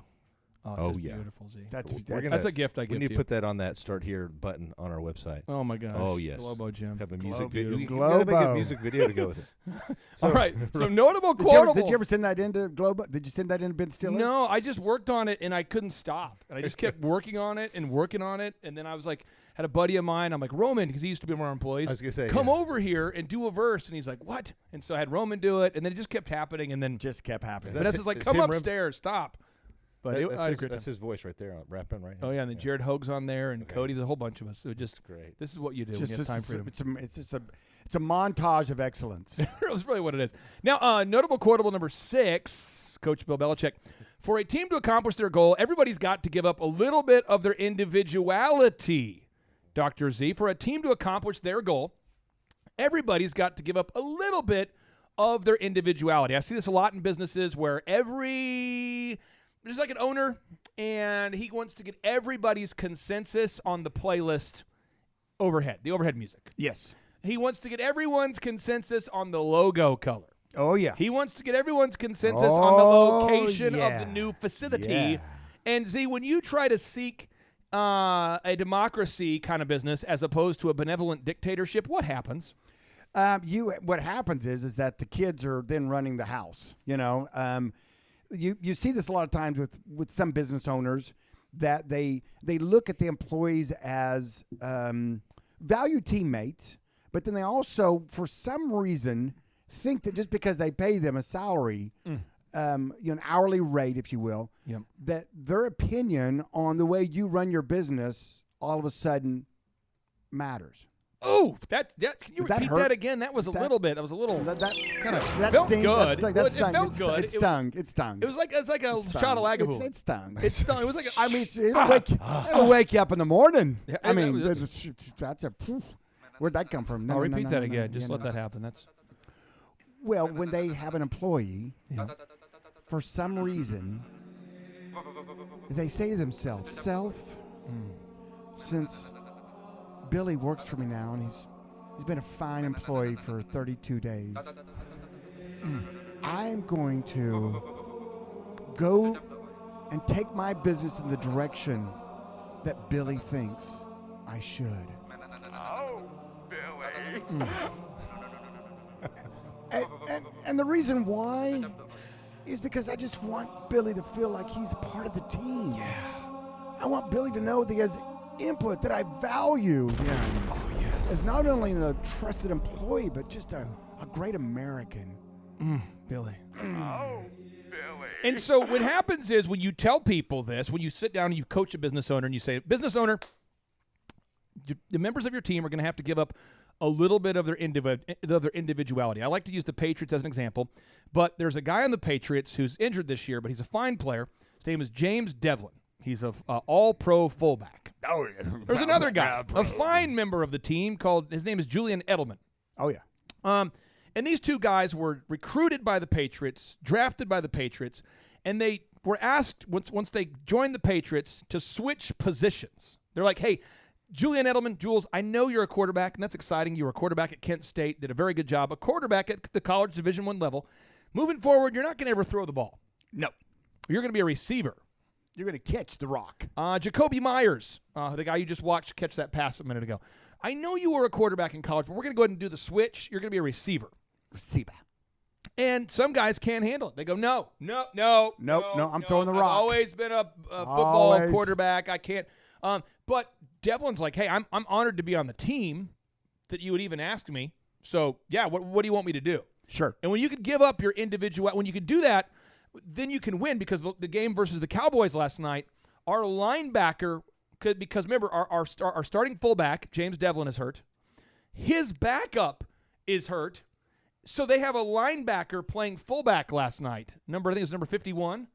And most NFL teams, you'll never see that. You will not going to see people switch positions like that. See, because there's all that entitlement going on there. You know, it is, and it's a shame, because if people would just set aside their pride, because that's usually what it is. Pride. That's tough. It's tough. That's tough. Set that aside and do what's best for the team. Love it. Then, as the team wins, I mean, they win. I mean, you win in life. That's what you have to do. And so, you have a great example. Whenever your employees at Elephant in the Room come to you and say, "Hey, can we put this particular song on the playlist?" You're like, "No, I'm not going to put." Highway to Hell on my whatever the song was. Well, let me play a sample. Oh no, don't of a song. Don't do it. It did not make it. Let me just give you a song that was recently requested, and I think that people out there might know why I wouldn't play this. But Amber, you cut hair for a long time, and now you're the owner of a business. But you, as a female stylist, I'd like to get your take on this, because now you're an owner, but you were once a female stylist. Let's see if we can get the mic there to a nice level for you. Did you ever cut men's hair, or was it all female? Yeah, lots of men. And do men ever say weird stuff? Yes. Is it out of 100 men? Is it 1 out of 100 or 1 out of 1,000? Or what percentage of the guys ask for something weird? They say something weird. They're hitting on you, where you get the feeling like, what is your deal? How often is that? Probably. I want to get. I mean, honestly. Her husband's right next to her. Be careful. No, I want to ask this because. What's their name? Show me their names. I just want to know that, because this is a big thing. I mean, this is a. Right. What do you think? Is it? I would say it's pretty high. More than 5%? I would say almost 60% of men. And 60. it's not for what I would classify as Probably fishing. He's fishing. Yeah. He's trying to make a comment to see if you bite at all. Got it. And then that one little comment leads. So as an example, we had a Crack the guy door. a few years back who made this comment. It was interesting. One of our employees, she's cutting hair, and she has a ring on her finger. And he says, "How tight is that ring?" And she says, "Oh, it's pretty tight." He goes, "So I've had it since we got married, never taken it off." And he's like, "Do you think you could take it off?" And she was like, "Oh, I haven't tried." And he's like, "Well, I'd like to try." And he just keeps doing this. And she's like, "Sir, I'm married. I appreciate you." And he's like, "Oh, I know, but that doesn't keep us from trying, right?" And he just keeps doing this. Well, eventually he's asking for crazy stuff. So one of our stylists asked for this song to go on the playlist. This is about 3 months ago. You tell me why I can't do this. This is Red Light Special by TLC. Oh, no. Now, see, let me just skip some of the lyrics. You tell me why I can't play this in the playlist, probably. You can play it probably for a group of porpoises that are in the mood. Why can't I play this kind of song in the shampoo room? We have a strict rule that says there's no sex in the shampoo room. What? That's a rule. That's just no fun. I know. Oh my it's a gosh. tough rule. Well, then don't play that song because that's gonna. If you play that, you get the mood going. You take something else. You don't play that. Mood. But mood I mean, there's killer. certain things you can't do. There's like dark, Of heavy course, music. There's I negative. know. But if I wanted to reach consensus and make everybody happy, then no one would be happy. This is true. And that's why, as the boss, As you've the boss. you've got to say, this is the direction we're going. Yep. How many people out there, you go into a business that have that suggestion box? Have you Oh, seen yeah. these? Oh, yeah, I've You know, seen it. little slit. It's always got a lock on them. Like, people are going to get in there and steal your suggestions, right? I mean, it's like ridiculous. But anyway, how many of those you think people actually look at? I know that when I used to have a suggestion box because I went to too many leadership seminars, I used to have one for the Oh, DJ yeah. business. And there's a place and a space, and there's certain people who have earned the right to criticize, and I want team feedback from those kind of people. Sure. But one person on our team, we were at 91st and Lynn Lane, and Devin, you could put a link to it on the show notes, the address, 91st and Lynn Lane, 8900 South Lynn Lane, beautiful house. And I was very, at the time, adamant that we wouldn't DJ certain kinds of events. And just as a DJ company, we have proms, you've got weddings, birthday parties. I used to do DJ clubs, but I decided not to do clubs. But the places that would call every week, just every week, you'd get typically adult clubs like strip clubs, and you would get clubs like dance party clubs that would call. Sure. And I just made a stance: we're not going to do any kind of clubs. We're going to do weddings, birthday parties, proms, that kind of thing. And you would see in the suggestion box, like, hey, why don't we start DJing at Night Trips? They have shows 7 nights a week. And you know whose handwriting it is, and you know what guy it is. And I'm like, hey, guys, you got to quit suggesting that we're going to DJ for the strip clubs. We've already had this discussion. Terrible. Which one of you guys suggested it? And they're like, none of us did. No. I mean, I thought it was an anonymous box. Whoa. I thought it was an anonymous box. Nothing's anonymous. And then they would put in things like, is there any way we could fire our manager? We don't like him. He's too mean. So in the suggestion box, they would put in a tip. The tip was, fire our boss. Fire our boss. He's too mean. Constantly. And so you again, just don't let the prisoners run the prison. Don't do it. Now, as tempting as it sounds. This next notable quotable, kind of similar to one earlier, but I want to get your take on it, Z, and then Charles's as well. Notable quotable number 7. To live in the past is to die in the present. Bill Belichick once hand-wrote 250 letters to Division I colleges requesting a job. Hand-wrote 250 letters, and he got rejected. So he took a job for the Colts, and Z, this was his offer. He said, I would like to be a coach. This is 1975. I'd like to coach, and you can pay me $0.25 an hour. Just kind of throwing it out. And they go, okay. Sure. That was his first job, $0.25 an hour. Like 25 cents. Yes, an hour. An hour. It's his first job. He got to live at the stadium, though, and they took care of his food. There you go. So, room and board. So the dynamic has changed because then he was this 23-year-old guy that no one respected. Now he's the GOAT, the greatest of all time coach. But he can't sit there and start off every single pep talk with, guys, when I was 23, I worked for $0.25 an hour. So quit whining. Guys, we won the Super Bowl. I was the coach of the Giants. We won the Super Bowl, and that's why you eventually have to live in the present. The rules have changed to the NFL quite a bit. In fact, Z, talk about just some of the rule changes. I'm not expecting you to be an expert of every single rule, but how is the game different now in terms of the physicality to when Bill first started coaching like the Giants and the Colts back. One, they don't want you to read the lips from your opposing coaches and try to get them and steal their plays. Right. Two, they have to have the footballs inflated to a particular. What if you hit the? Oh wait, sorry. Can you hit the? Can you hit the quarterback? Can you hit the quarterback if he doesn't have the ball anymore? Can you hit him? Just go ahead. Not really. I mean, yes. I mean, the hit has to be. If he's in the pocket, you can't hit him below the knees. That's a new one too. But back in the day, I mean, you could just lay out and rip the quarterback's head off. Now it's a different game. Now they got the slide rule. If he starts to slide, you can't touch him. I mean, but I've seen certain coaches that are just dumb. They're on the. I watch it every week. I've seen opposing coaches argue with the refs over these late hit calls. Just quit hitting people late. Yeah, if it's close, don't do it. But Bill Belichick adapts all the time. He's constantly changing. When the rules change, he changes because he adapts. See, he adapts. At your optometry clinic, remember when the yellow pages were hot? Oh, they were so hot. Now, do we get a lot of calls from the yellow pages? Are you getting a lot of calls from the yellow pages? Not so much. Do you see business owners, you've seen them, who have refused to update their marketing strategy since the yellow pages? Have you seen this? Yes, I have. What happens if you don't adapt? You get left behind. So Charles, Koloff Fitness, you once were a personal trainer and a very good one. And I'm sure at some point, I don't know the conversations that you and your wife had about this. I didn't know you at the time, but this is how I picture it happening. I picture it. You can refute me. We've never had this conversation. I'm just guessing. I believe that the classy member of your team, we'll go with Amber. She walks into the living room on a Sunday, which was the day off probably, and she says, "Here's the deal. You need to stop training clients one-on-one." And you're going, "But baby, I've always coached my clients one-on-one. I have from 4 a.m. till 6 o'clock at night. I'm the best. I'm the GOAT of coaching. I've been doing this forever. I love training." She says, "Charles, you eventually have to stop training one-on-one people." And then at some point you had to change the game and get out of one-on-one. So did she prompt you to do that, or did you prompt yourself to do that, or when did that change occur? Well, she definitely would tell me things like, "Hey, we're going to have to do this differently." We would see that the biggest limiting factor is time, and that I can't train every single session. So you want to train down to the lowest skill set necessary and take care of maybe more sales, and then delegate and elevate people out those tasks and those hours. So, but yeah, she definitely was telling me, "Hey, you've got it, and I like working 16 hours a day." But you've had that conversation, yes, about delegate and elevate. You've had that. Did Absolutely. she lead the conversation, or did you lead that conversation? She generally leads all those conversations. I just say yes, ma'am. I'm bringing it up because my wife pointed out to me. She said, "You've DJ'd your last show."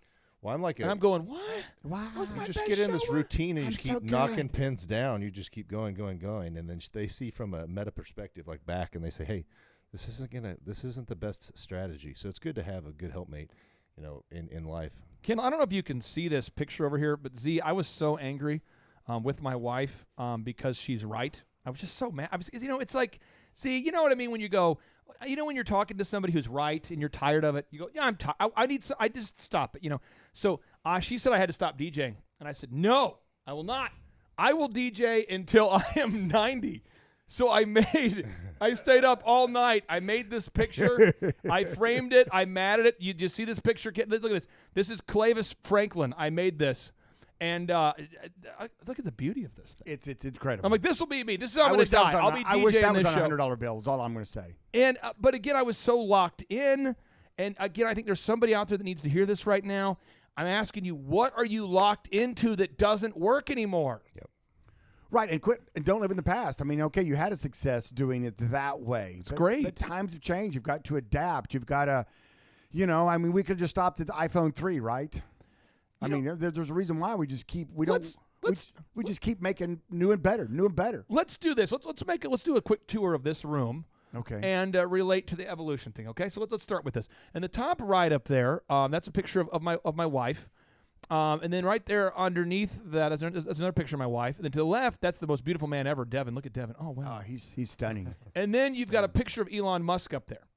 See, the head of NASA is buddies. He knows Mr. Elon Musk, right? Right. And you helped get the head of NASA NASA's buying rockets, so there's not a lot of companies out there buying rockets from SpaceX right now. Not a lot. And you help support Mr. Bridenstine. Yeah. And he's now the head of NASA. What was your relationship with Mr. Jim Bridenstine? He was a good friend of mine. Yep. An employee of mine for a season, and my brother was his campaign manager. and he got elected to the House of Representatives. Did he work for you Congress. at your nuclear rocket facility? Is that something he was doing? Was he? Wait, you're not supposed to tell anybody I have a nuclear rocket facility. Okay, I'm sorry. You must have a mega point for that. That was a top Okay. secret. Can we rewind that? But he worked for you. You didn't hear that. He Anybody worked out with there? you, We right? did. Yeah, he worked with me and helped me in the initial stages of the auto auctions, matter of fact, that season. But anyway, but he went to Congress and he said, I'm going to term myself out. I'm going to term limit myself. And then when he did, he honored his word. And then Trump got elected. Donald Trump. You may have President heard of Trump. him. Yeah, Trump-tastic. Yeah, absolutely. Trump, make America boom again. And then he hired him to be head of NASA, which is so cool. So, you think about this for a second. You once were his boss, and now he's the boss of NASA. Correct. Things have changed. Things have changed. But you don't call him up and say, hey, Jim, I need you to cover the shift. Yeah, can you? I don't call him up and say, "Hey, can you work some overtime this week?" I don't. But I see business owners that lose a key member of their team, maybe not to become the head of NASA, but they lose somebody, and they keep going back to that same squad. You see this, Z. They keep calling the guys, the same people, year after year, trying to recruit them back to the team. Oh, you know it. They're trying to get the band back together. We got to move get on. the band back together. We got to move on. If you look up here again, just doing a kind of a tour here, behind Miss Amber, that is Seth Godin, who we had on the show. There is the Purple Cow guy. Purple we had Cow on the guy, show. great guy. And you know what? There was a time in my life where he would definitely have said no. And now there's a time where John Maxwell's reaching out. So there's a time in my life where I would say yes to anybody who wanted to be a guest on a show like this. Now there's a time where I say no to most guest requests. We got a lot of people that reach out, and I say no, but there was a time when you're buying and you're selling. Absolutely. You got to learn to delegate. You got to learn that. As we look at the tour, there's a image there on the wall. I signed it in 2004. It's called Clay's Destiny. And on that, I was finishing up my declaration that I would have a net worth of $1 million before 30. I signed it at 3/31/2002. I signed that document. Signed that thing.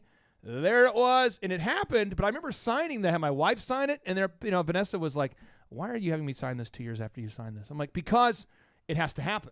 And I'm willing to do whatever it takes to make it happen. And if you who's got their signature on there? Carl Warner. Yeah, Carl. If you zoom in on that, I want to read that real quick. I wrote these things out, and it happened. But it says, I would desire a $1 million net worth by the age of 30, and I will work diligently with tenacity, enthusiasm, and steel resolve until I achieve my goal. I will accomplish my goal by March 31st, 2011. To accomplish my goal of a net worth of $1 million by the age of 30, I will do the following: create a 6-system Tulsa-based mobile DJ empire. 6 systems. 6. Before I sold it, we were doing 80 weddings in a weekend. Partner with Josh to start a videography company, bring enthusiasm to work every day, treat every client with respect and professionalism, and use integrity, minimize unnecessary expenses that are not essential to improving the quality of the service with which my company provides. And I'll read my goals each morning and every afternoon until I can no longer read. And I remember doing that, going, I'm a crazy person, but this has to happen. But things have changed. There was a time, though, where so now I've got this little phrase on my wall here behind me. This has been a big problem for me. There's a burning bridge. And I wrote this quote here a while back. It says, intentionally burn bridges to create distance. I had to, because people that used to work for me 10 years ago were former DJs who are now still DJing at strip clubs, kept coming back wanting to have a conversation. And Z, at a certain point, don't you have to cut it off sometimes? Absolutely, especially if they're, if they're a mentor in your life, but if it's a semi-toxic or it doesn't help you move the ball down the field relationship, then why waste your time? Because that's one thing you're not going to get more of. But then if you look at the evolution here, we have a quote here from Mike Posner that says, I don't want your money, I am simply done. And that's been something that that's a phrase I've been having in my head for a long time now, because there's a thing where I used to do anything for the almighty dollar. I would do any dinner event, any dinner. I'd travel anywhere to any speaking event, anytime. I would do it. I did a good job at it. I got better all the time. But I would do anything for the almighty dollar, and now I won't. And so there are things. I actually DJ'd an event on Thanksgiving one year. That was fun. Oh, that's fun. Remember the bride said, hey, I'm getting married on Thanksgiving. All the family's going to be there. Could you do it? No other DJ said yes. And I go, yes. Well, yeah, there's a reason why. Yeah. I did New Year's parties. I never had a family holiday. I never had time with my family on a holiday at all, except for Thanksgiving and Christmas. Except that 1 year. Well, even 1 year I DJ'd on Christmas. I mean, I've DJ'd everything. I mean, anything, every event, because the almighty dollar was the thing. Oh, yeah. But there's a time it changed. And if you what if you get locked? What if you have all the money in the world and now you're still locked into that thing where you're going to sacrifice every area of your life, every minute of every day for the almighty dollar, every value, every principle, every purpose, every commitment you've made, you're willing to just throw it all away for the almighty dollar. And because you kind of need that hustler's mentality when you start. But what happens when you're in your 50s and you've already made your millions and you're a person who's, you're just principleless at that point? See, what happens? Well, I think what happens is that's why the old saying, money can't buy you love. Oh, man. It can't buy you a lot of things, and happiness is one of them. I think that having, a rich quality life of the things that you want to go do instead of having to do the things everybody else wants you to do is a big game changer. And that's what you did. Over here, step one, you were doing what anybody wanted you to do, the time they wanted you to do it, for as long as they wanted you to do it. Yep. And then that pendulum kind of swings, and now you're over here in your life, Clay. And same with me is that if someone calls me up, there's very few people that could call me up and change my plans. You know what I mean? Very few people that could call me up and say, hey, you need to do this for me right now. I mean, there are some people that have that lane in my life. I give them permission for that. Your kids would be an example. For example. Loved ones, you would do that for. Yeah. My grandchildren, though they can't speak yet. Though my oldest, Sebastian, did call me Papa the other day for the first time. Oh, yeah. Oh, this big moment. This just in. This just boom. I know what the first one calls you. That sets it in for life. It's kind of like when you get married, which side of the bed you pick. That first time, it's set for life. And no matter you're in a hotel, no matter where you are, it's set in life. So you got to set that. So I wanted to be Papa. So anyway, I kept telling him, call me Papa. Come. And he looked up at me one day, last couple weeks ago, and says, Papa. And I said, dude, I'm gonna do it. I'll do anything for you. The heart out of my chest. No, I wanna. We have such a great. I mean, Bill Belichick has so many great teaching moments, but notable quotable number 8, Z, we'll call it the Ocho. The Ocho. He says, there are no shortcuts to building a team each season. You build the foundation brick by brick. So yesterday was a Sunday, and the kids were doing the cheer thing. And whenever the kids do the cheer thing or the grandma thing, I go back to my move, which is I read a book, whether I want to read it or not. But we're interviewing the gentleman, Mike, who is the host of the Profit First podcast, best-selling author, Profit First, the Profit First podcast. I've been on his show before, and I wanted to prep for to interview him. I want to be prepared, so I'm rereading his book. And there's no shortcuts, Z, to having a good show prep. When you're interviewing a guy who gets interviewed all the time, you want to be the one who's prepared. There's no shortcut. And I think people want to get the cliff note of the book or the shortcut version I think people want to have the cliff note, the get rich quick move. I think we want to get quick rich right now. We want to scale it in 2 months. It turns out it takes longer to get rich quick, actually. It takes longer. See, why does it take longer to get rich quick? Because there's not such a thing. If there is, but all those things sound good. I mean, who doesn't want to go the shortest way to someplace? Who doesn't want to get rich quickly?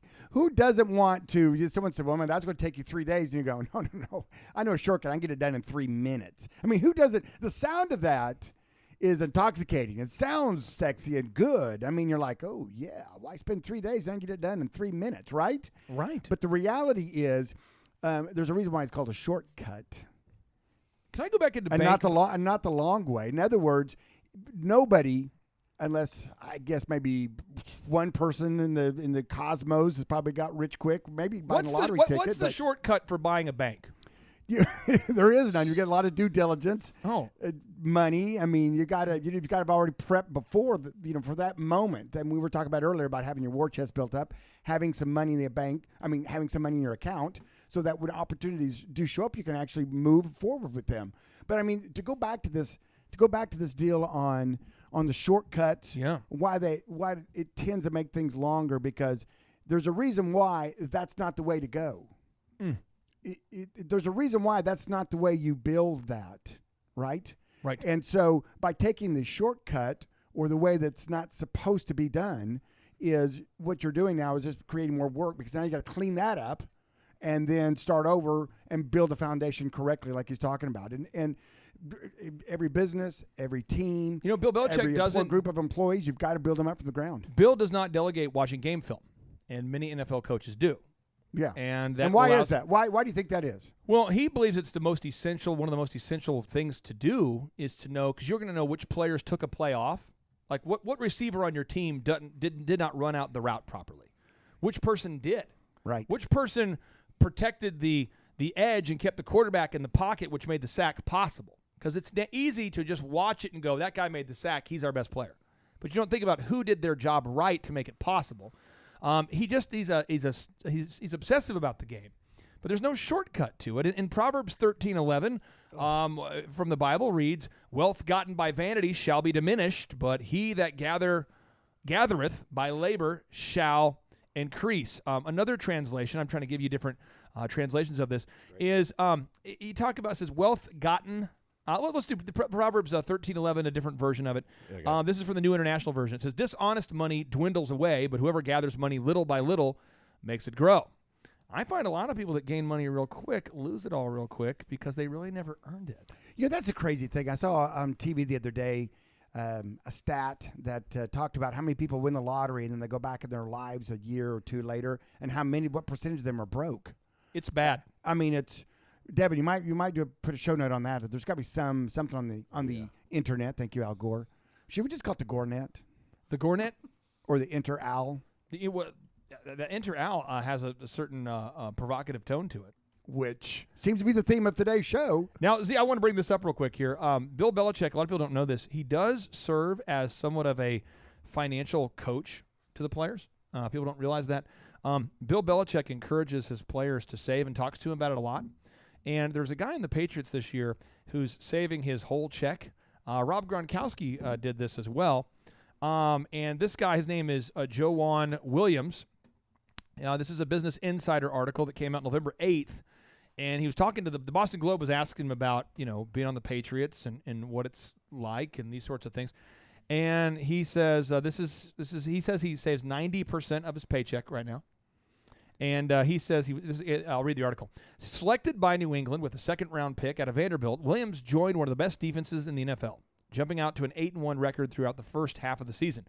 With a 4-year, $6.6 million contract, some might think Williams would be eager to celebrate his good fortune. But instead, he's choosing to save and invest.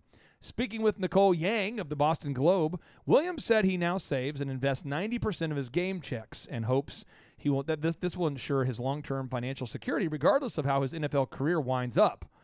"I want to be set in the future when I'm not working," Williams explained. "Grind now, sacrifice now. Be happy later. I'd rather live like a prince for the rest of my life than live like a king for my NFL career, then go back to square zero." Williams isn't the only athlete to commit to their savings, and he goes on to talk about Rob Gronkowski, who decided to save all of his game checks. And this is a powerful thing. It's a strategy that Jay Leno was a big fan of. That Jay Leno is all about saving, living below his means. People don't realize that. I mean, a lot of these they're entertainers, but they are saving. And it's just so important. If you're out there listening today, don't just be a hearer of this word. Be a doer of it. Live below your means. Commit today. What's an amount of money you could save? What's an amount of money you could automate? How much of your savings are you willing to save? Charles, when you and Amber were building Koloff Fitness, I want to talk to Amber about this here. I'll talk to your wife about this. Amber, talk to me about the frugality. Were you saving half of your check? Were you saving 10% of your checks? Were you trying to save all of it, or did you save your income and not his? Or how did you guys build up that war chest to move out of the house and to open up that first gym? Well, we've learned a lot since then, and back at that time, it wasn't a percentage. It was just the goal was to live as frugal as we could. Okay. And so just spend as little. And we love the quote about, I will do today what others won't, so tomorrow I can do what others can't. Beautiful. And we just keep just reminding each other we're on the same team, and this is what the goal is. We'll have delayed gratification, and we'll get to do those things in the future. I love it. I love it. Now, we have two more notable quotables. Dr. Z, we're coming in hot. Our final two notable quotables of today's show. Okay, now, we have let's do it. 75 we're getting through, and we're on. This will be part one. And for the listeners out there that aren't aware of this, Z, we've been working on this. We just finished recording them. They'll be released soon. But we have an 8-part series about the 102 Bill Belichick facts that no one knows. No one knows. It's unbelievable stuff. Well, they'll here. know after we release Well, it's that. a little secret between us and the 500,000 listeners we have. So, notable quotable number 9. Bill Belichick says, it sounds kind of harsh, but it's called business. You get the job done or you don't. I love it. Z, I see a lot of people, they go to college. I'm just going to rip on college for about just a minute here. You go to college, and it is possible, and I know this because I know people that went to college and did this, many of them. We were just talking about today in our all-staff meeting, many of the people who now work for me have graduated from fine state schools. And fine state schools. They didn't go to class, though. Well, why would you do that? But, Devin, I think you're mic'd up over there. Have you seen this phenomenon of people that actually have a college degree but didn't go to class? Have you ever heard about this kind of thing? I've definitely heard about it. And one person in my office actually has a degree and never went to class or took the tests. He had his wife do it for him. So it is possible. Now, once you have... You talking about online, or are you talking about... online. Okay, online. Yeah. Okay. And it All is right, possible, though, to not actually study and to get a B at many universities today. You can get a degree in, like, recreation or something. I had a neighbor bragging about that. He's like, yeah, my wife did all of my work, all of my papers. Yeah, there's actually a very good friend of mine who went to a major college in Oklahoma, and their quarterback, the starting quarterback of this Division I major school, never came to class. Shocking. Now, here's what's funny is it became an inside joke that the professor was like, if he does come to class. I mean, people talk about the lady. What's the lady from Full House that was buying her kids degrees? She's in all sorts of troubles right now. Oh, yeah. Lori something or other. Yeah. And I'm not saying we should give her a hall pass, but I think it's very common, this thing here. But they had the professor said, if he ever does come to class, let's all give him a standing ovation, because apparently that's what he lives for, is cheers, so let's give it to him. So he has like a social science class or something, and the one time he comes in, people are just, woo, yes, woo. And it was like this moment of like, this is amazing. And you ask, how does he drive a large SUV and grow up in poverty, and how does he have such great grades? Well, now you take that sort of philosophy and you translate that into the workplace. Now you're in the workplace and you didn't do the work. You didn't do it. But you still want to take the credit for the work. You know, you're the marketing guy and you're not moving the needle, but you still want to get paid like you are. You know, you're the accounting guy and you're not coming up with real savings, but you want to. And see, there's a world of either you did it or you didn't, and that's called business. Yes. Wake somebody up to the world of business and how that's different from the academic world where you could actually, paraphrase, mail it in, and somehow still get a degree. Well, and that's a problem. So many people today, I mean, studies come out. I have CBS. I'm not sure who exactly did the study. Devin can do the show notes on it. What, 70% of people are stealing? 75% of people are stealing the at U.S. the Chamber of workplace? Commerce, 75% of U.S. Chamber of employees. Commerce. That's a credible source. I'm going to go with that, okay? Yep.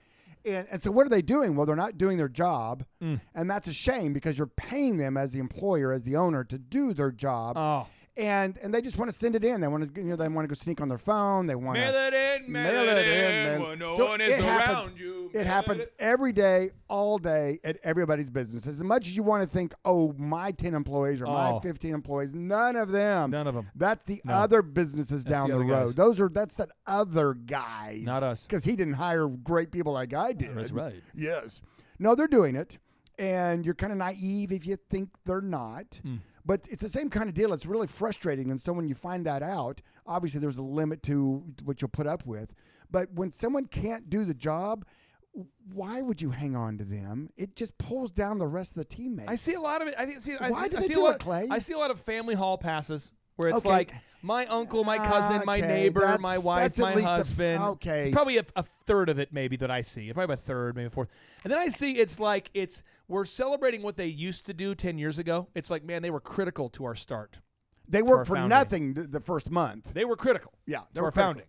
But now they're not lazy. They're just more creative with how they spend their time. Right. I mean, the other day in my man cave, you brought a gentleman over to the house. I think he was a chiropractor. Oh. And part of his angst or part of his question to me was he had what he recognized as a very bad employee manning his front desk. Oh, it's terrible. I mean, it went on and on and on about listened. how horrible this person was at doing their job. And I'm sure they're a fine person. You listen though, just so I listeners get listened. this. You listened for a long time. I did. 2 ears, one mouth. It's I mean, probably 10 minutes of listening. Of him 30 just seconds going of just off asking on this. He's going off. Yeah. Okay. And I think I told him, I said, hey, I've got a hammer Right there. in my you have the hammer in Go my ahead, get the hammer. It's in the tool drawer. Can you Just- get just the Devin, the can hammer. you get the hammer real quick? We have a hammer by the bathroom. Can we get that real fast? Is that possible? Oh, yeah. By the way, Devin is the most technologically savvy person in the room, which is why we asked him to grab the hammer. Well, obviously. It's hammer technology. It's I mean, hammer think- time. Is it hammer time? It is. It's hammer time. It's hammer time. Okay, it's hammer time. It's officially hammer time. I want because the story. I think that we have this is a video Good version thing of the Charles show. wore his balloon pants. Oh, wow. Parachute Wow. pants. I'm sorry, balloon. Hammer time. Yeah. Now there you we got go. the hammer. Yeah. You're the okay, walking. We're all do the so- walking man here together. Now, see, this is an adult size hammer. This is pretty heavy weight. Let me pass it to you there. Yes, This is, yes.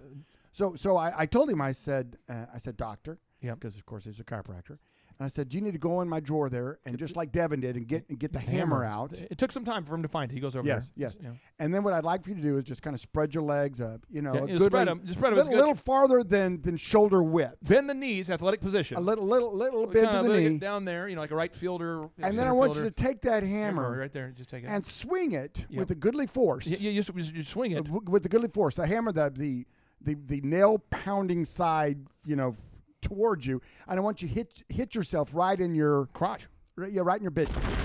Just smash that thing. Just whack that mole. Just sit out there and just hit that thing over and over. I mean, have a party with it. I mean, just and he looked at me. And again. Smash your junk. Smash that junk. Smash that junk. And smash it. And he looked at me, Clay. Oh, he looked at you. He looked at me. Like and you could just see it on his face that you could hear him thinking, this guy's crazy. I better get out of this house, out of this man cave as quickly as possible. Sure, he's had some success. He's wanting me to harm my business. Sure, he's had some success. And I don't mean my chiropractic business. Sure, he's had success, but he's probably wrong. Yeah, what's he? What? How can that ever be a therapy for my problem? How can that ever be a solution? And then I turned to him and I said, how is this therapist, how's it going? How's your time with our business therapist? And he says, do you, hard to talk right do you now know that 'cause I'm you in a lot spell of the pain. word therapist and the rapist the same way? Oh, yeah, there you go. And I'm like, what did he say to you, What did he man? say? And he says, I don't know, but I hit my crotch with a hammer. I mean, it multiple got weird. times. It got weird. And I told him, I said, you keeping that employee at the front desk in your employment is the same as you taking that hammer and beating your business to a pulp. Beating the business. And you've got to understand that. And so it's as crazy as you to take that hammer and do that to yourself. It's the same crazy to keep a horrible employee at your front desk of your business. Now, now TD Jakes, we wanted him to be there, but he wasn't there because he has class. He has style. He is a pastor. We will eventually get him on the show. He's got a great voice too. So I said, hey, guys, let me mediate what's happening here. You are a very successful person, Dr. Robert Zellner. You own many successful companies, several multi-million-dollar companies, and you, sir, the person who is seeking the information, you are not doing well financially. And you don't have it together, so you were seeking wisdom. But the problem is I want to tell you what it is. I got this audio sample of TD Jakes. Let me hit play and see if he can, because he's a better communicator. So let me go ahead and hit play. He probably doesn't need a hammer, I'm sure. Let me hit play to hear. That way you can hear what TD Jakes had to say. So Jesus, who is exceptional, is having a conversation with ordinary. Okay. And exceptional and ordinary always have a conflict. Anytime exceptional people dwell in the midst of ordinary thinking people, there's always going to be conflict. There's always going to be a conflict anytime that exceptional thinking people. Think about this. There are 330 million Americans out there. You have 16 million every year that check on their taxes. Yep, I'm self-employed. And 96% of them fail within a decade, according to Inc., which means, do the math. Somebody do the math with me. That means you have a 0.0019% chance of talking to someone who's correct about business. Seriously. That means in the entire city of Tulsa, with a population of 440 some odd thousand, there's only 800 people who could qualify to give you business advice. I'm not talking about life advice. There's so much more to life than just business. But think about that. 330 million Americans. Okay. 16 million are self-employed, 96% of which fail. If you do the basic math, it's 0.00193% of the population should give you business advice because they're right. And so you're telling this guy went from being one like coachable, he wanted to know, right? He went the offended route. Now, this is what made me really mad about this scenario. After you wrapped it up and he was kind of joking like, yeah, okay, I guess I'll try to fire him. He goes out at your house and comes up to me and he's like, God, he seems kind of like a jerk. And I'm like, you just asked him. You're in his big house. You asked him for feedback. Furthermore, I think you're an idiot. I mean, Dr. Z didn't say you're an idiot, but I'm going to translate. Doing something that doesn't work and staying loyal to dysfunction, there's something wrong with that. And even beyond that, doing something that is ruining the one thing that can change your life, the one thing that can change your family's life, that is the health of your business, to keep that person employed there that's running people off. It's crazy. Being your limiting membrane, is not a good team member, is running off other good employees because of their toxic nature. And the fact that you are putting up with that and you can't see that in front of you, whew, that's sad. It's like trying to talk to a politician about balancing a budget. It's hard to talk. It's hard to have the conversation. I should take my hammer to D.C., I guess. Just to go, okay, politicians, I need the. No, I mean, think about that. There's a lot of great politicians that you've supported, Z, but the average politician, you go to the U.S. Debt Clock website. Devin, you can put a link to it. You go to the U.S. Debt Clock and you point out, you say, guys, in my small business, when I run out of money, what I do is I stop spending. And I was just thinking maybe we could do that. And they go, no, what we're doing is we need right now. I promised a new pool. In Trump my is on the neighborhood. verge of doing a government shutdown. He's going to shut down all the non-essential government things. We couldn't possibly say no, and we're just going to print money. And you're going, print money? Is that perhaps a good idea to print money? Is that something we should do? Absolutely. The Chinese will give it to us, and let's just print the money. And you're going, wouldn't that devalue our currency? Isn't that like pouring water in Kool-Aid? I mean, wouldn't that cause inflation? Oh, absolutely not. You see, we have what we call a measure. And you can't, there's no logic there. It's just somebody has fundamentally bought into the idea they don't need to balance the budget. When someone's wrong and passionate, it's a bad thing. Charles Koloff at Koloff Fitness, you guys are doing a great job gathering reviews from real clients. And by the way, people won't leave you great reviews unless they're really happy. Yep. Have you ever had to sit down with an employee maybe in the past and say, you know what? You didn't clean the bathroom. You said you did, but you didn't clean the bathroom, and it's time to go. I mean, have you ever had that conversation about, hey, I know you said you forgot and you wanted to do it, but absolutely. But they were like, well, that guy was in the shower all day. I couldn't clean that one. He wouldn't get out. Yeah. It's at their Topeka store. You have a job. You got to get it done. And the best thing you can do as a boss is basically tell them the facts and coach them up and say, here's the deal. I'm not really concerned with the comfort of this conversation. I do want you to get a better skill set, be an action item guy, and actually get your stuff done. And I go, so my job is to coach you up, not make you feel good. So how many times on a football field is a coach, ripping a guy, not because he doesn't like him, because he does like him, but he wants him to perform. There it is. Like, here's the ball. I kind of want you to kind of like barely run through the line and kind of push on him. No, you see, I want you to blast through attack it. Yeah, and get that touchdown. So what you're doing is you're trying to challenge your team to go as hard as you can. We want to win. We want to be a team of winners. Yep. My job is to not make it comfortable. So it's good. to push you out of your comfort zone so I get the most value out of you. And then your job is to leverage me because you're so good at a higher skill set, getting more stuff done. That's a revenue producing activities that I'm forced to pay you 3 times a paycheck because you're managing 6 or 7, 10 times more staff with great action items that actually produce revenue. That's the goal. My goal is not to make you feel good in this conversation, make you grow and develop. And that's a good trainer. That's a good coach. And most of these guys, they're more concerned about that comfortable conversation. Make sure they can make them feel good than build them up. Nothing's worse. Go ahead. Nothing's worse than watching the Browns mic'd on NFL, the HBO series of the Browns 2 years ago. Their head coach advocated to not make players come to practice if they didn't want to. It's just crazy. It's totally the opposite of what Bill Belichick does. Of course. Well, the other thing too, I want to free some employer, some owner who's listening right now. Preach it, brother. I want to free you. Oh, Shunda.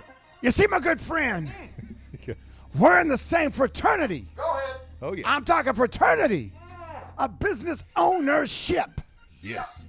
And so many times we get involved with our employees in the sense of we feel beholden to them. What y'all talking about? Because I pay them their check. Preach it. And I get their schedule. And they can make their car payments and their house payments because I give them a check for them doing the job. Yeah. But really, it's not a good fit. You're hitting my mind. And you're torn. You're thinking, well, if I fire them, how are they going to pay their house payment? How are they going to feed their children? How's he gonna do it? How are they going to put gas in their automobile? Is he gonna have to steal that gas? But I'm going to free you.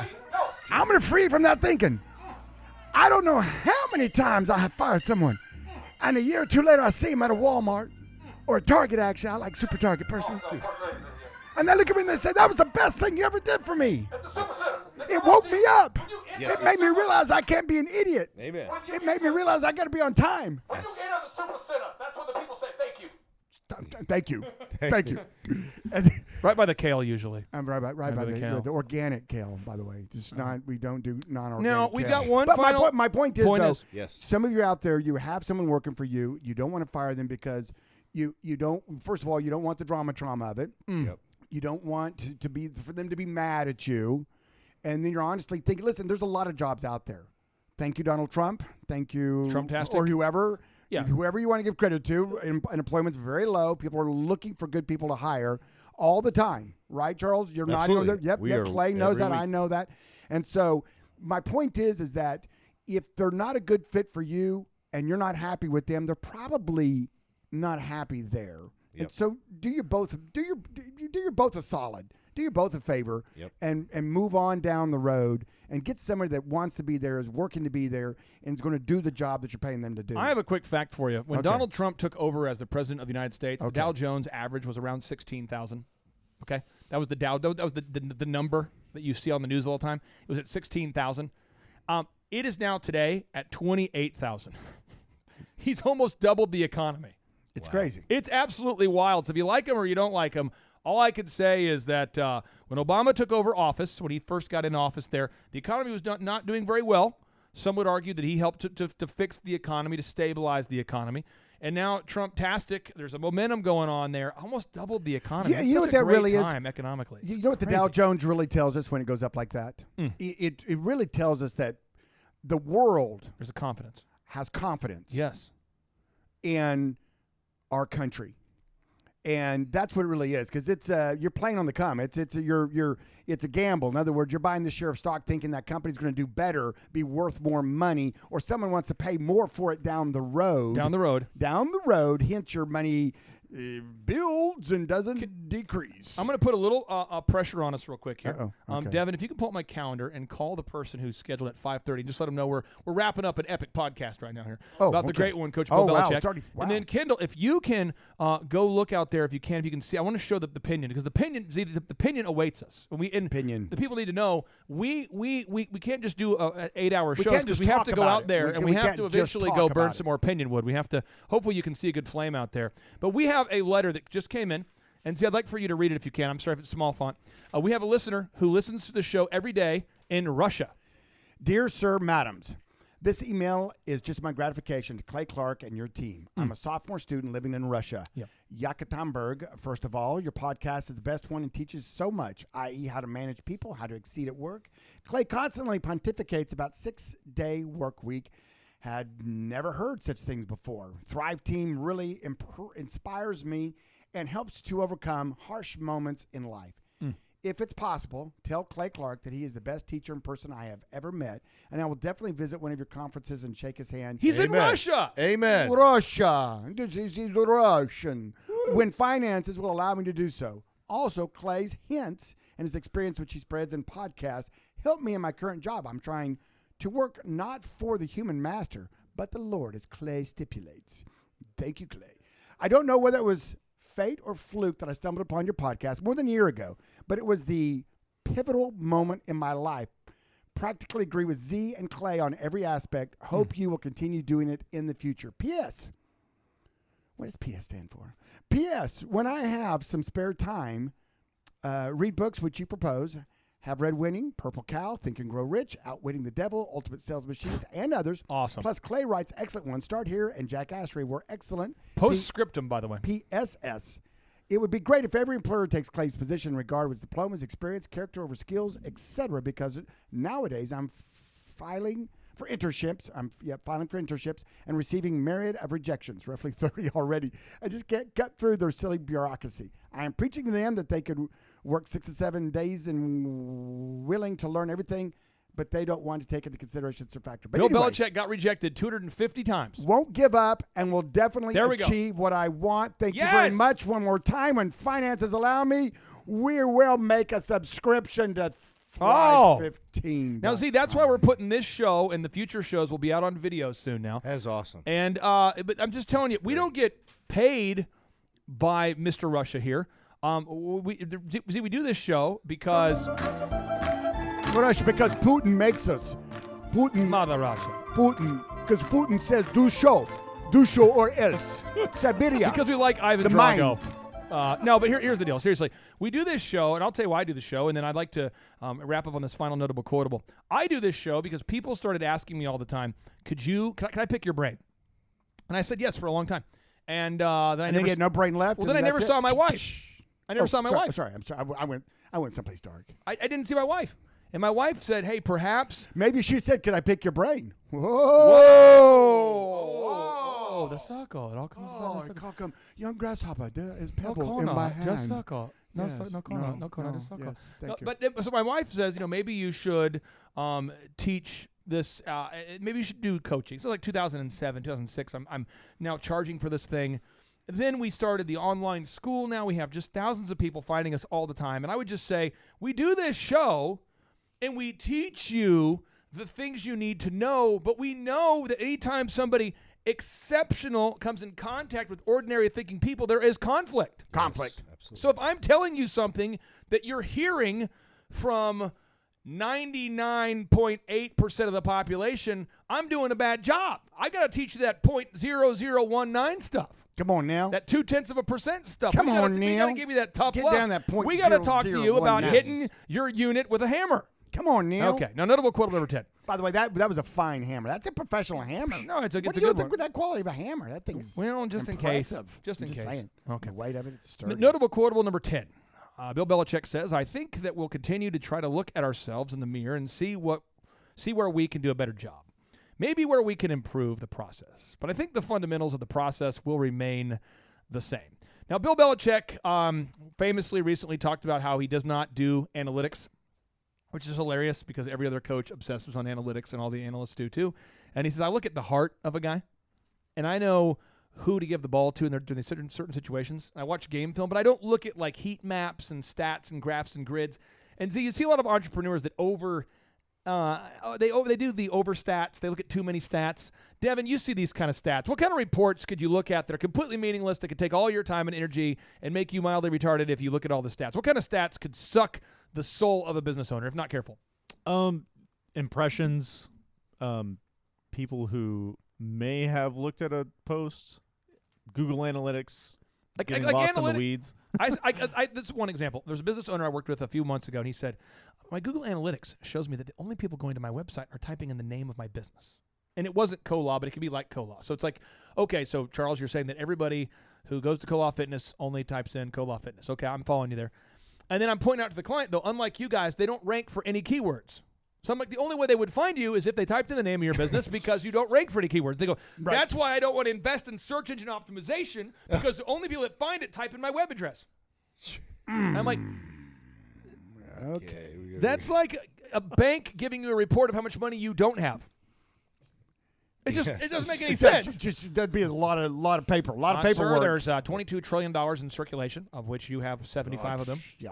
Oh, thank you. Update me tomorrow, please. I mean, and then you get these reminders and these Update me tomorrow. notifications. You know what I mean? How much do I have now? So, see, talk to me about analytics you need to know and ones you don't need to know, just so that we have a little clarity here about what kind of numbers Charles should we hit know. on them earlier. KPI is different for every Key performance indicators. Key performance indicators. And what does that mean? Things that move the needle. Things that matter. Come on. It doesn't matter when people go to your website what they clicked on first necessarily. It doesn't matter that, there's things Devin just said over there. Those things don't matter. Right now in this studio, a little fun factor for you. Fun fact. Well, there's a total of 6 people in the studio, and one has a megaphone, which means we have 15% of the people on the show that have a megaphone. Thank you. Thank you. That fact doesn't matter. So what happens is that you as a business owner, you as the boss, have to figure out what matters and track it, and then be maniacal about trying to increase that or trying to improve that. And everything should go through that filter of what's best for the business, i.e. what's best for those KPIs, i.e. how do I move the needle, right? So your KPI may be how many people came in and bought memberships today, right? That's probably a key performance indicator, correct? Memberships, cancellations, Maybe cancellations may be even more important, really. Guests, Yeah. Now, do you follow up with those personally, or how do you handle cancellation? Yeah, I mean, you just show up at their house with probably your shirt off, just oiled up, just rip their heads do that. off. Yeah, we don't let them cancel. We drag them back to the gym. Yeah. Oh, yeah. Yeah, exactly. Do you want to look like this? Do you want to look like this? Do you want to look like this? Keep coming. Come on with me. Yes. I can't hold my breath any longer. We have I would the main things are we're tracking how many active users are there, how many we sold, how many are canceled. We talk about a lot of those things, and then how we can make sure that the customer service department that we've done in-house with Clay and the team has kind of coached us on that. You probably don't have how many towels we went through this week. That's probably not on your KPI. Quick update, real quick, guys. I hate to do this, but we've got 7 towels in the third room. We got 8 over there. That's 15. Now you add the third note. Also, there are 2 customers outside, one of which is wearing white. Back to you guys. Sorry. And also, guys, there's a guy still in that dang shower number 3. He says, everybody knows he's in shower number 3. He's been in there for like 3 days now. I don't even know. 1/8 of the men who are powerlifting right now have a tattoo. 1/8. Thank you. 1/8 of the men. No, that's Thank not you. 1/8 of a man. That's just 1 out of 8. One out of 8. Now in the cardio area, 2 out of 3 people have a tattoo, and that's just it. So the point is, you have to figure out the numbers that matter, track them, watch them, inspect what you expect. Right? Oh, love that term. It's so fun. Inspect what you expect. That's that .0019 knowledge you do not get in college. Stop it right there. Because my woman did all my work online. But the thing about it is, and that's what you're going to do. So sometimes you can be, for a season, tracking things that you look at, and you got to always kind of be looking at that, massaging it, looking at it and going, why am I tracking that? Does that make me more money? Does that help build the business? Did you say massage? Yes. You said that what you said. That's the key word. You said massage. That is so thick. The thing about you said that, it just made me percolate and twerculate. Devin, go warm the oil. Come on now. I'm sorry about that. I had a flashback. Don't. I used to be a hot tub salesman. Well, obviously, I bet you were leading salesman. I just sorry about that. And for every hot tub I sold, I'd come and spend the weekend in the hot tub with them. Just to show that it was all set up correctly. I'm excited for when you get a criminal, when you a conviction, there's a window of time and then it falls off. Yeah. I'm excited for the conviction to fall off so I can give you a back massage again. Oh, that would be nice. Well, I still have that restraining order, so I don't know it's only a 5-year one. All right. Now, if you're out there today and you're saying to yourself, what do I need to do with this knowledge? Well, I'm going to give you 3 direct action items to do today. Come on. 1, I would encourage you to go to thrivetimeshow.com/free resources and find out which of the ebooks you want to download for free. You can download the book for free. You can download the book for free. All the books for free. They're all up there. Books on time management, search engine optimization. It's all there. Action item number 2. I want you to think long and hard about today's show and ask yourself, what are a few of the management principles that you could apply today? And then also, about today's show, think about porpoises and Russian folk music. Massaging porpoises. Now, the final action item, though, seriously. If you know anybody, whether they're somebody from Russia, California, Florida, Nebraska, we have listeners in South Korea, Australia, Canada, no matter where you're listening from right now, if you've laughed one time and learned one time, if you've laughed one time and learned one time, share the show one time. Surely you can share the show one time. Surely you can share the show one time. How do you know their name's Shirley? Well, actually, Z, that's a good point, and I have an audio clip ready for this moment. You just limited how many people are. Be serious. I am serious, and don't call me Shirley. That's the kind of show prep I do. I'm ready for all scenarios. You are ready for all scenarios. So if you learned something today, if you laughed, just share it with one person. Just one. Your friends in Tulsa here. You know, we're in Tulsa. It is the home of tourism. The world travels here for our sod farm tours. We get it. We have We a get it. competitive I mean, they're advantage. sexy. But just share it with one see person. Bermuda grass rolled up like that. And see if you can say boom with us. You might be in your office right now. You might be on your way to work. But let's end the show with a boom, and I'd like for you to say boom with us. Does that seem fair, Z? I think that's fair. Okay. And I'm not sure what a boom costs, but we would be willing to pay you for a boom in theoretical cash. Theoretical cash. Maybe give them a mega point. Yeah, you get a mega point for my megaphone. And they can go on the Gornet. Al, thank you. Or inner Al. I think Gornet's better. I think Anytime we talk about going towards, inside Al, I get worried. I don't. I think I think the Gornet's probably better. Whew. I wanted to go inside Al. Oh, Okay, here we go. That just got weird. All right, here we go. 3, 2, 1, boom!